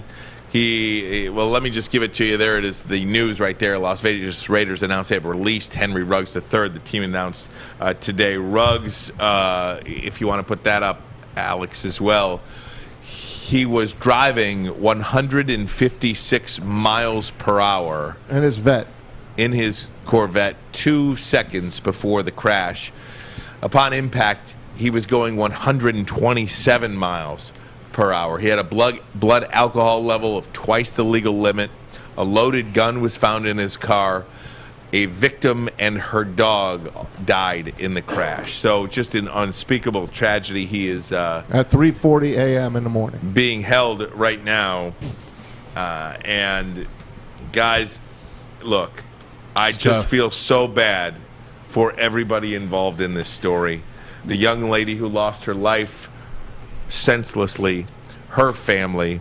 I also feel very, very sorry for Ruggs. This guy's going to go from living in a mansion to a jail cell. I do think there is no excuse, for drinking and driving. This is obviously the ultimate penalty for that, but we all make mistakes, and this is just an unspeakable tragedy. I feel so sorry for Ruggs and his family as well, Henry Ruggs. Yeah, this is a tough ordeal, and this sounds like I'm being funny, but I'm not. And you add the dog into that equation, like that's going to seal his fate. That put Kennedy over, by the way. That put her over. America does not F around when it comes to animals. And an individual that was driving and under the influence, he killed somebody and a dog that had no business being murdered by him that evening. That's tough. I feel for their family. I'm sorry that they're befallen this tragedy. It's hard because, to your point as well, with Henry Ruggs, man, he's a young man. He made a mistake. You should never be judged by your darkest hour. You should never be judged by your biggest mess up. I was in Cleveland in 2008 when Dante Stallworth. In 2000, he was with me in 2008. 2009, same similar situation happened to him. 4 in the morning, the MacArthur Causeway in Miami, hit and killed a pedestrian that was crossing in an illegal spot. But here it is right here. In 2009, Dante Stallworth pleaded guilty to a DUI manslaughter. He could have been sent to prison for 15 years, but he received 30 days and was suspended by the NFL for the following year, but ultimately played 3 more seasons. It's a situation, and this is how I view it. To answer that question, will Ruggs make a comeback based off everything that's happened? How he chooses to come back from this will tell the story. Like how he chooses to serve his time, whatever the jail time is. He's going to jail. He's going to jail. So whatever that jail time is, he has to serve that. He needs to become like an avid speaker for MAD, avid speaker for PETA, Mothers Against Drunk Driving. Like I just said, MAD, really speak on it, really own it, do everything they ask you to do, the community service work. Really show your remorse. Really show that you're sorry. Really show that you understood you made a mistake. But then also go on with your life. He's got to also go on, which is going to be tough. He's going to have to find that strength from his family and his inner self. But if he shows you that he's serious about him making a mistake, understood the mistake that he makes, takes all the grief that he's going to get from those organizations, and he takes it within stride, nobody deserves to be punished for life. Nobody, especially at a young age, you don't deserve to be punished for life. So I hope that young man, I wish him well in his road to recovery, because it's going to be a damn-defied journey. But if he's strong, he'll deserve another chance in the NFL. He's never going to shake this. This is going to be part of him forever. This is a guy. Leonard Little. Yeah, Leonard Little. We have that text as well. That happened back in the day when he was with the St. Louis Rams. And he came back as well. Yeah, so he was sentenced to 90 days in jail after pleading to involuntary manslaughter. It was a fatal crash that occurred when he was driving with a blood alcohol level 2.5 times the legal limit. He played 10 more years in the NFL. In this era, Henry Ruggs might not be as fortunate. That's the other side of it. This era is tough. different. Yeah. Like the cancel culture, and this isn't even cancel culture, but the forgiveness of human individuals, human beings now, like it's at an all-time low. Like you can't get forgiven for it. SHIT nowadays. Like you can't forgive them for anything. Whether someone is legitimately, honestly remorseful or not, it's hard to be forgiven. The interesting thing is on the football side, this is one of the main reasons why they didn't want a team in Vegas. Like, and I understand that this could have happened anywhere. Obviously, it happened with Leonard in St. Louis. It happened with Dante in Miami. But this is one of the main reasons why they did not want a franchise in Vegas, because of gambling. There's no time there. Now that you can't throw games anymore because, I guess you still could, but, the Vegas, the no times, getting caught up, it's always parties, always people coming in, it's always alcohol, it's always weed, some form of consumption. Open. And like my father and everybody else says, after 12, there's nothing open. You just said it, buddy. You just said it. That never changes. That will never change. Yeah, Nothing good happens after midnight. Nothing really that will last you into your life. I mean, this girl can't get her life back anymore. This kid's got to live with it. This is a guy, #1 pick out of Alabama, just a couple of years ago, just coming into his own. And he comes from Saban. And Yeah. you know Saban doesn't tolerate that nonsense down there Man. in Tuscaloosa. So you know that this is a good kid. You know that he made a mistake. You know this is a good kid. It's going to be interesting to see how the Raiders move forward in terms of their restriction on players hanging out, going out. How much can that team take, by the way, this year? It's been a hell of a year for them. I mean, And we do seem to focus, and I guess we all do, we focus on the guy we know. Right. Right? We Of course. focus on Ruggs. It is obviously, there's, what do you say about the young woman who lost her life? I mean, what do you say about it? I mean, there's nothing it's the worst. There's nothing to say. It was a totally preventable tragedy, and you're so sorry that this happened. A life was taken. He bought that Corvette to drive it, not to take an Uber. And he was very impaired, and it never should have happened. It should have never happened, but now that it did happen, you focus on this young man too. And, part of this whole decision is, you're going to be penalized for it. What is that penalty? What does that look like? How do you go about moving forward in your life? Because while we're all sitting here, the punishment, the NFL is taken away from you most likely in 2021, at least, and who knows moving forward. But definitely at least until 2023. Right. How do you move forward in your own life? Forget about football. Like, Henry Ruggs has to deal with this. Henry Ruggs has to know the rest of his life that he took somebody's life that was 100% preventable. And I think that weight, that burden, is something you cannot quantify. And you could just, I pray for the young man, and I pray for everybody around him, and and obviously for the victim in this as well. He's in jail now as we speak. He is not eligible for bail or anything like that. In Vegas, it's 2 years to 20 years for what he did. Yeah. Drunk driving with a death. I talked to Dante because Dante and I were really close at one point. We're still friends to this day, and we still talk every once in a while. But I talked to him a lot after this kind of happened, just picking his brain, asking him what was he going through, what was he dealing with. This friend outlet, his support from his friends, his family, like Dante and his brother and mother, just like this, like that helped him through. Then he stayed the course of working with organizations against drunk driving, working with the law enforcement down there in Miami, helping, doing whatever he could. He's been on CNN a bunch of times as a voice for different, things that are going on, the culture, more so the temperature of the climate in culture and what's going on, things of that nature. He stayed the course, and he's forgiven himself. The biggest thing that he told me is, I forgave myself. Yep. He said, I made a mistake. It wasn't intentional. I wasn't trying to do what happened that night. It was an accident. It was a bad accident, but I have to forgive myself at some point. He said, if I didn't forgive myself, then I would just keep burdened by it. I would keep thinking back to it. It's an important point that you make. To forgive. He has to, and it's tough. Yep. Like, it's tough to forgive yourself, but he's going to have to forgive himself at some point and move his life forward. Like Dante has done. Dante has done nothing but great things since he was given that second chance. So, proud of my friend Dante Stallworth, and I hope that I pray that Dante reaches out to Henry. Like, to be honest, I think that's the best thing that can happen for Henry Ruggs. Someone like Dante Stallworth, who was All-American, who won a Super Bowl. Actually, they lost the Super Bowl to the Giants the first time in 08. But a guy that his name, played the same position as you in the SEC. Guy like Dante reaching out to Henry Ruggs, that could help him and give him a big brother and a mentor throughout the situation, because he's in for a lot of pain. Hey, what we're sweeping under the rug is he had a loaded gun in the car as well. So that's going to pay. That's going to play into Does he have a license for that? I don't know. I don't know. Well, I guess we'll find out. He definitely probably had a license. Right. But it doesn't matter because he was impaired, and a lot of states have a 2-move policy, like where the gun can't be loaded. So not only was it loaded, and he was loaded. Right. No pun intended. That might add a year or two to his thing. Very difficult situation. You just pray for everybody involved, including that young female that whose life was taken, and her family as well. There is a favorite to win the NFL MVP, and you might know his name. We'll have that for you next. This is Ermanni and Edwards. Woodward Sports Network, The Bottom Line.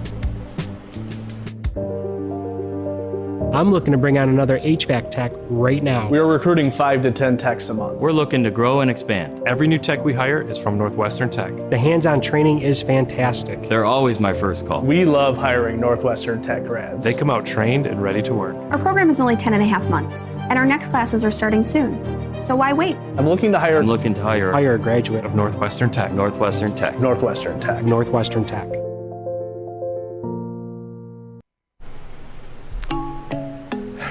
We're trying. It was a tough subject last segment. Yeah. So I thought you were putting something up for me. The spread. Yeah. There it is. There's the Week 9 slate. I got to be louder in here.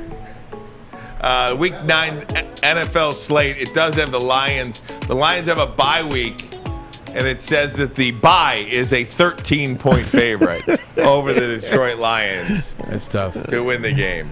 Give a shout out. Terrible. You MGM. love that, Maz. I do. I think it's you funny. screwed up the start of the whole segment to make sure I got that in. Well, I just wanted to you could have gotten it in by saying, hey, these are the games of the week. And, oh, look, the Lions are off. I could have. But you chose to bump in with it, but that's okay. Well, I was either way. It don't That's what matter. I chose to do. That's good. I'm happy for you. That's what I chose to I do. wanted you to do it. You know, I'm happy. Yeah, right. It's all good. So the bye, a 13-point good. favorite. It is now a deleted tweet, by That's the good. way. You know, the NFL Those probably are the got best. mad. Honestly, I bet you the NFL got mad at MGM. You know, they're in bed with all of them Oh, now. sure they are. So I bet they, to disrespect one of our teams like that, they probably did not like that. Even the Lions? How dare you disrespect our Detroit Lions that are 0-8? That are on bye. The team that embarrasses the NFL. Right. How dare you embarrass them? Exactly. So, full disclosure, you threw me off. I forgot what we were going to do now. We were coming back with the possible MVP favorite. Oh, there you go. Yes.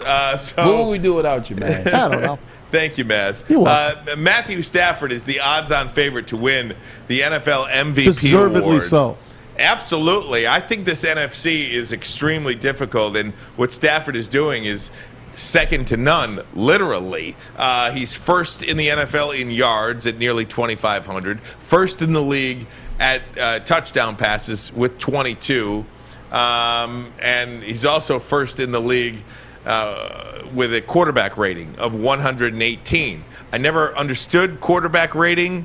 I know it's a metric or something like that. Well, I mean, and your the higher the number, the better, but I just never was able to understand how that number actually gets calculated. If you look back at all of his games this year, and there's a way we can do it, obviously. Do you know he hardly misses any passes? He is always like 24 for 36, 22 for 34, It's 12 passes. 30 out of 42. He's not missing. And Cooper Kupp, all of a sudden, is the top receiver in the NFL. Here's a guy that was really on his way up, but these guys, number 9 and number 10, have really hooked up together. Just like he made another receiver pretty good, and his name was Calvin Johnson. Mm-hmm. They're kind of like in the same kind of ballpark there. Both teams, both guys, with all those touchdowns. I know I have a tweet on that as well. I like to show Braylon. Oh, he's laughing at me right now. Yeah, I don't know about he made. Well, I'm just showing Calvin you. Cooper Kupp and Calvin Johnson have very similar numbers. No, I understand that, but for very different reasons. Like Cooper Kupp is running great routes, and Matt Stafford's putting the ball on him, and they have a great system out there with Robert Woods, Vance Jefferson now, Deshaun Jackson early on in the season. Great blocking. They have a great recipe. That's why Cooper Kupp is having that success. Not to mention he's a really good wide receiver.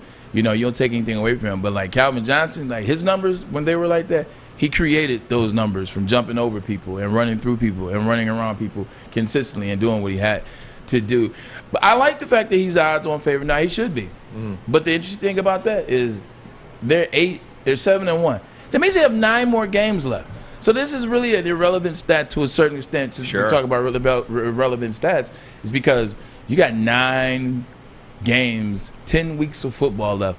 A lot can change in those weeks, and we will see how strong those Rams are at the end of the season. We will see can he withstand when the pressure's really on. Still not a lot of pressure on the Rams right now. They've had some great wins. They've had some close games. Yeah, they had one loss. They lost to a really good opponent in the Cardinals. But the pressure will be on in November, in December, and we'll see if he stays the course as the odds-on favorite in MVP. If he had a real, true good number one running back again. Again, I don't know. Right. Darrell Well, I mean, Henderson. what more can this guy have? I I'm mean, just he's got telling you. everything. Darrell Henderson is not like a. You want Jesus to play for him? I I'm mean, just they saying. can go recruit him. I understand. They don't But have they a have great enough. running game. I'm just saying they don't. It's a very It's still over serviceable running game. Todd Gurley ain't back there. It's still over 120, and you got 3 really good wide receivers. One of them is having the best season the wide receivers ever had in the NFL. Like, so what more do you need? It's comfortable. I'm just telling you, if he had I a understand. true running back. But then that would take away from his yards, his stats. He wouldn't be number 1 in all those categories. It would take him down about number 5. They're a passing team that needs the run. They have the run. They have the ability to run the football. They're not a running team. They got so many weapons. I hate that word. I don't know why I use it. But they have so many offensive weapons. I mean, what would you call it? Right. Cooper Kupp. Yeah, right. I mean, so they just need a serviceable run game. And they have a more than serviceable run game to make sure that defenses play honest against them. I will tell you that my MVP of the league this year is not Matthew Stafford. It is Lamar Jackson. I think what he's doing with all of the injuries to the Baltimore Ravens, they had something like 18, 19 guys on IR, Right. and they're sitting there atop the AFC North at 5-2 right now. I think what he's doing, they're down to their 6th or 7th string running back. This guy, they got no wide receivers. I mean, Mark Andrews is really Hollywood Brown, fine, but Hollywood Brown is not a number 1 receiver on any playoff team currently sitting in the top 8 of any conference. I like what he's done. He's won games. It hasn't been pretty at all, but I mean, he hasn't been pretty always. But at the end of the day, you just care about the W, as your boy, Mr. ACL, Jameis Winston says. It's about the W. Eat it. But with that being said, Lamar Jackson is not my MVP. My MVP just got hurt. It's no way in hell that you don't have Derrick Henry as your MVP. What he is single-handedly doing for his franchise, they beat the Bills, although the Bills still could have won it because in part of him, he's throwing touchdowns as well as running. It's a shame. There's no one in the NFL that you have to game plan more than for Derrick Henry. And obviously it's just running. It's just putting 8 in the box. But he takes on the full blunt of the thought process. Why do you think A.J. Brown's having such a good year? Right. Because he's matched up one-on-one, and he's a monster. But they have to worry about the number 1 monster in the NFL, which is Derrick Henry. Derrick Henry is 288 yards ahead of second-place running back in the league right now with the injury. 936 yards in 8 games. Gosh. 936 yards in 8 games. 12 touchdowns. Just looking. 1 passing. Just looking at the NFL MVPs over the years, when do you think the last running back? I know which one it was. First of all, Derrick Henry got played last year, 2,000 yards. He didn't get it. The last running back to get MVP was, if I'm not mistaken, Maz, you got any guesses too? Le'Veon or Adrian Peterson. Adrian Peterson, There you go. 2012. So you have had 1, 2, 3, 4, 5, 6, 7, 9. 8. Yeah. Simple math. Simple math is 12 and 9 is 21. No, but and then before that, 2,000 yards. So since 2006, 15 years, right? Yeah. 1 running back. John. Oh no, No, you said 2006. Adrian Peterson. Okay. Since 2006, when LaDainian Tomlinson won it. Okay. So from 2007 to 2020, that encompasses 14 MVPs. Yeah. 13 of them have been quarterbacks, 1 running back. And It is a used- quarterback award. It used to go back and forth. It used to go back and forth for a long time. There was a running back, there was a quarterback, there was a running back, there was 2 quarterbacks, a running back. Because you look back, you had Sean Alexander won a couple years. You had LaDainian, Adrian Peterson. If you go even further back, you had Barry, Marshall Faulk, and oh my Terrell God, Davis, Edgerrin James. So okay, here, wow. Emmett Smith. It took, if you want to keep going, Barry, Emmett. It just took off though. This is insane. Not many wide receivers though, probably. Because they give all our credit to the quarterback. Since 1957. Hold on, let's talk about that. Okay, you ready?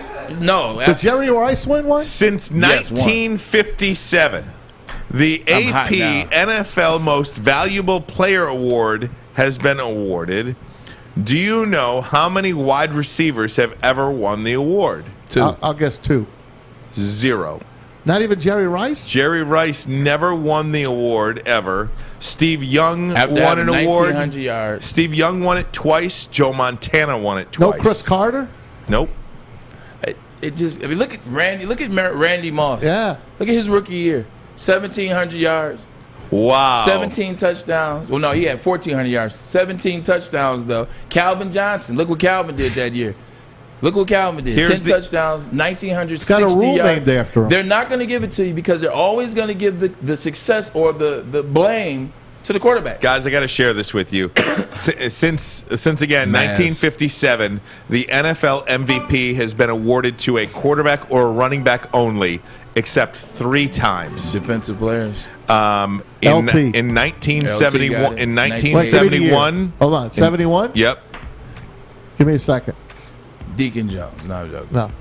71 was Cowboys, Colts. This is a defensive player? Defensive 70. player. Oh, is it the Raiders? No. Vikings. Oh, I can't Jim think. Marshall? Alan Page. Alan Page. So That was close. 1971, Hangman. Alan Page. You will never get it in 1982. 82. Mark Mosley, Oh, place wow. kicker. Wow. Redskins. What the hell? Yeah. I'm glad I wasn't alive in 82. So, yeah, I don't know why that was going on. And then Lawrence Taylor in 86. He could have won it every year. Yeah. 86. 3 times since 57.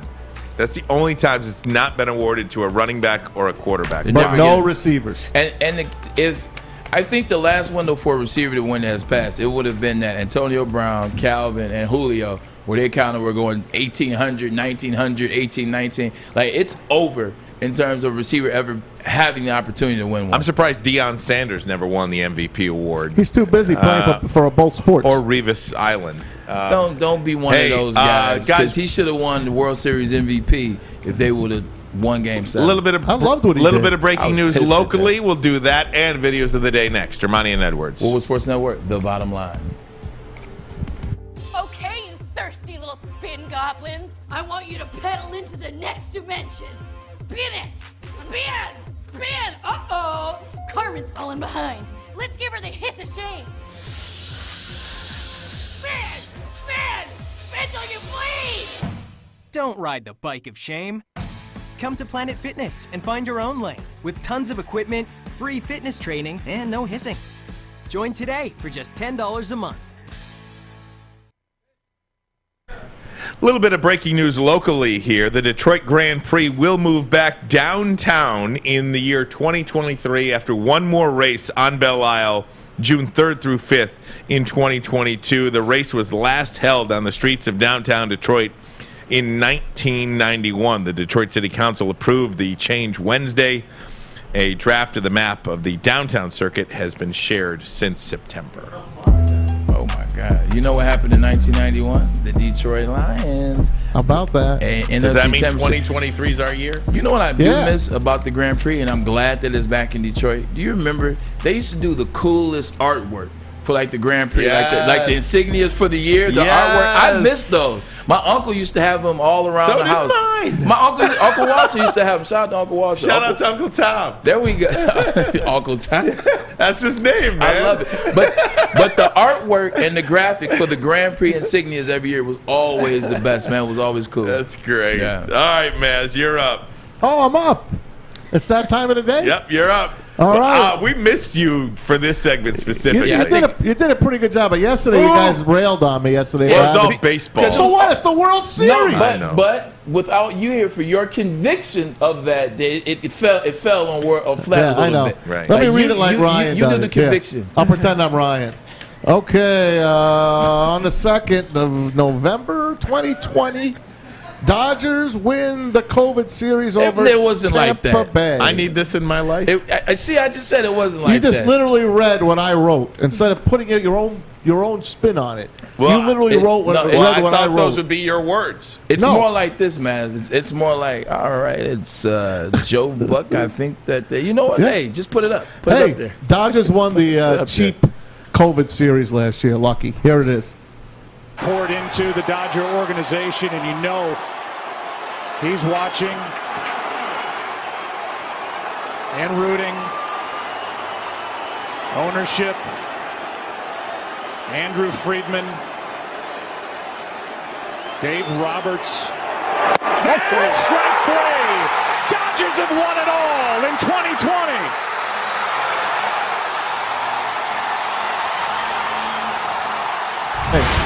You know what? I'm 100% in agreement with you that I don't count the COVID games because 9 out of 10 people can't tell you who the Lakers beat in the bubble last Miami year. Heat. Miami Heat. I said 9 out of 10, and I'm not talking about people that work for a sports network. I just saw that today. Whoa. That was horrible. I just wasn't going to get put on the spot like that again. But okay, I wasn't playing along this time. And that's why I was making sure I was saying before you guys yelled it out. I didn't want to get called out this time. I was saying from anybody. The average Joe, like the average person can tell you that the Bucks beat the beat the Nets, and then they end up playing the Suns and beat them. The average person can tell you that because they remember Giannis. The average person can tell you who the heck the Lakers played last year in the bubble. I guarantee. Or how they got in there. To be honest with you, exactly. To be honest with you, and maybe this is something we could talk about tomorrow. I think the Lakers, although the Heat are good, I think the Lakers championship in the bubble is the best championship in a long time. In terms of what they had to endure to get because there? Everything was equal. No, the it wasn't. best team wins. No, it There's wasn't. no travel. No, there's it no wasn't. crowd. There's no nothing. You just play mano a mano. You know why I disagree? Is because when you shoot in a gym and you play in a gym where there are no fans, that you can hit shots all day. But because the fan isn't there, because you don't have to worry about hecklers, you're just shooting very quietly in the gym. You saw Tyler Herro and some other players in that bubble. They just went off. They turned up because it was great players. Because NBA are great players. Even the average man that's number 13, take him to your local Lifetime and watch him bust your butt for about 70. But you had these guys that are NBA players playing in a bubble with no one around. Oh, my God. It was They cheating. didn't have to get used to any new rims, Giannis no was probably travel, shooting 90% no from the free throw nothing. line. Boring. Straight up. Go ahead, Baz. I want the kicker Boring. that can kick the field goal, in the Rose Bowl with 150,000 people yelling and screaming. I want that. I'm the opposite of you. I thought that was a farce championship. Well, yeah. I'm just trying to take the opposite. Hey, let's take a little college We football. all agreed it'd be a boring show. You guys love a college football little take. Let's go back to 2013. Yesterday, it was Nebraska in overtime, on a Hail Mary, beating Northwestern, who was pretty good back then. Check this out. Looking lateral. Got to get rid of it. Throw it up there. Kellogg's throw. It's going to be tipped and caught. It's caught. It's caught. It's a touchdown, Western Tabs.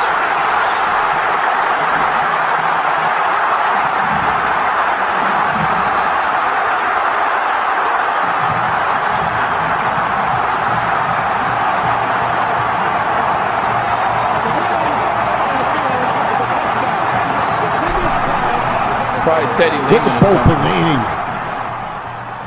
Was that Brock Martinez? All I know is the best thing about that is Martinez was still the quarterback in that game. He's still the quarterback now. He has been in college football longer than anybody ever. It's so great. Maz only cared about who was calling the game. Yeah, Fish and I like to know who was calling the game. I couldn't make it out. But it's okay. We move on Yeah, now. Maz knows everyone. How would you like to have a man cave? I'm a big Batman guy. Batman back in the 60s. Okay. Adam West, the Rest in Batcave. peace. I always wanted to have a den like Bruce Wayne had. I just loved it. Had the Shakespeare head. You opened up the Shakespeare head. Look at this guy. Look, he's got the book. Oh, my He's opened up the book, pushed the button. Look, he's got a secret freaking cave in here. This guy's Oh, got my God. Now, this bleep place you isn't money. huge, but it's just great. I think that makes I it. would love to be in that room. I think that makes it better. What do you mean this place is not huge? This is perfect. Like for It's perfect. For a secret room, you don't want to Look flip at a that. lever and go into a 6,500 square know. foot lower level. But how cool is that? I just don't like that the bookcase looks suspicious. It does look That's suspicious. like everything about it is great, Matt, except it just looks a little suspicious. You They can need to add more put- books to it. That's all. Exactly. Maybe some what do you call it? Little heads, the helmets, Yeah, the mini helmets. Some Maybe mini some helmets in there. I got some mini helmets to fill. I mean, that up. is literally Yeah, a that's man nice. cave. That's awesome. I wonder does his wife know about that spot? Exactly. She Like, does now. She's like, where's all this noise coming from all the time by the bookshelf? She does Okay, now. let me set this next thing up for you. It's our last one of the day. Okay. This was a show in New York called Geraldo. Okay? Okay. Geraldo Rivera. Love him, hate him, whatever. He was a He was a host. It was like a Jerry Springer type show. I happened to go to see the Geraldo show. You saw Geraldo? The next show he taped was this one, and he got his nose busted in it. Now Alex is gonna lower down some of the sound in it because there's a couple of words. There's some offensive language in it. And Ryan didn't want me to play it, even though it was on national TV already. It was on national TV, probably 100 different times. Yeah. But we're gonna lower it down anyway. But this was Geraldo. Too offensive. 33 years ago today. You don't let anybody answer a question, and if you don't have a question like this lady over here, you tell her to shut up. What are you afraid of? The reason why I do that is because I get sick and tired of hearing the sob. Uncle Tom here sucking up, trying to be a white. Go ahead, Roy. Go ahead. No, let me tell you. Hey, you gotta be kidding. You gotta be kidding. You gotta be kidding. Hey, hold it. Hold it. Sit down.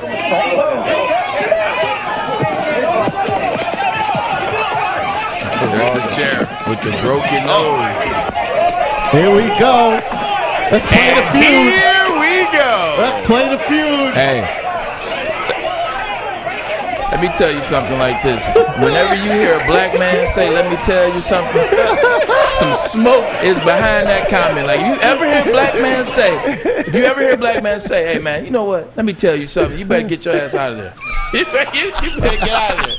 It's not going to go well for you. It's not going to go well for you. I'm just telling you, hey, words to live by. I missed the Geraldo show. If you ever hear that, get out of there. That's so great. What pop culture? I mean, that's one of the things when he broke his nose or whatever. All right. Hey, gang, what a heck of a show for you today. Maz, welcome back. Thanks, guys. I love you. Looking great today, my good. Fresh. Thank you, man. Fresh. I had to switch it up on him. Fish. Alex, great job.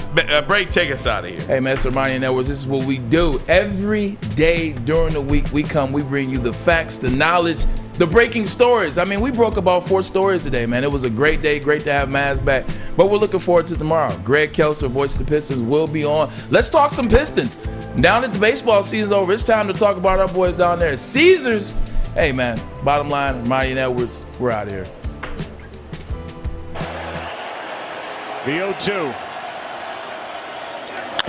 Left side, Swanson to first. The Braves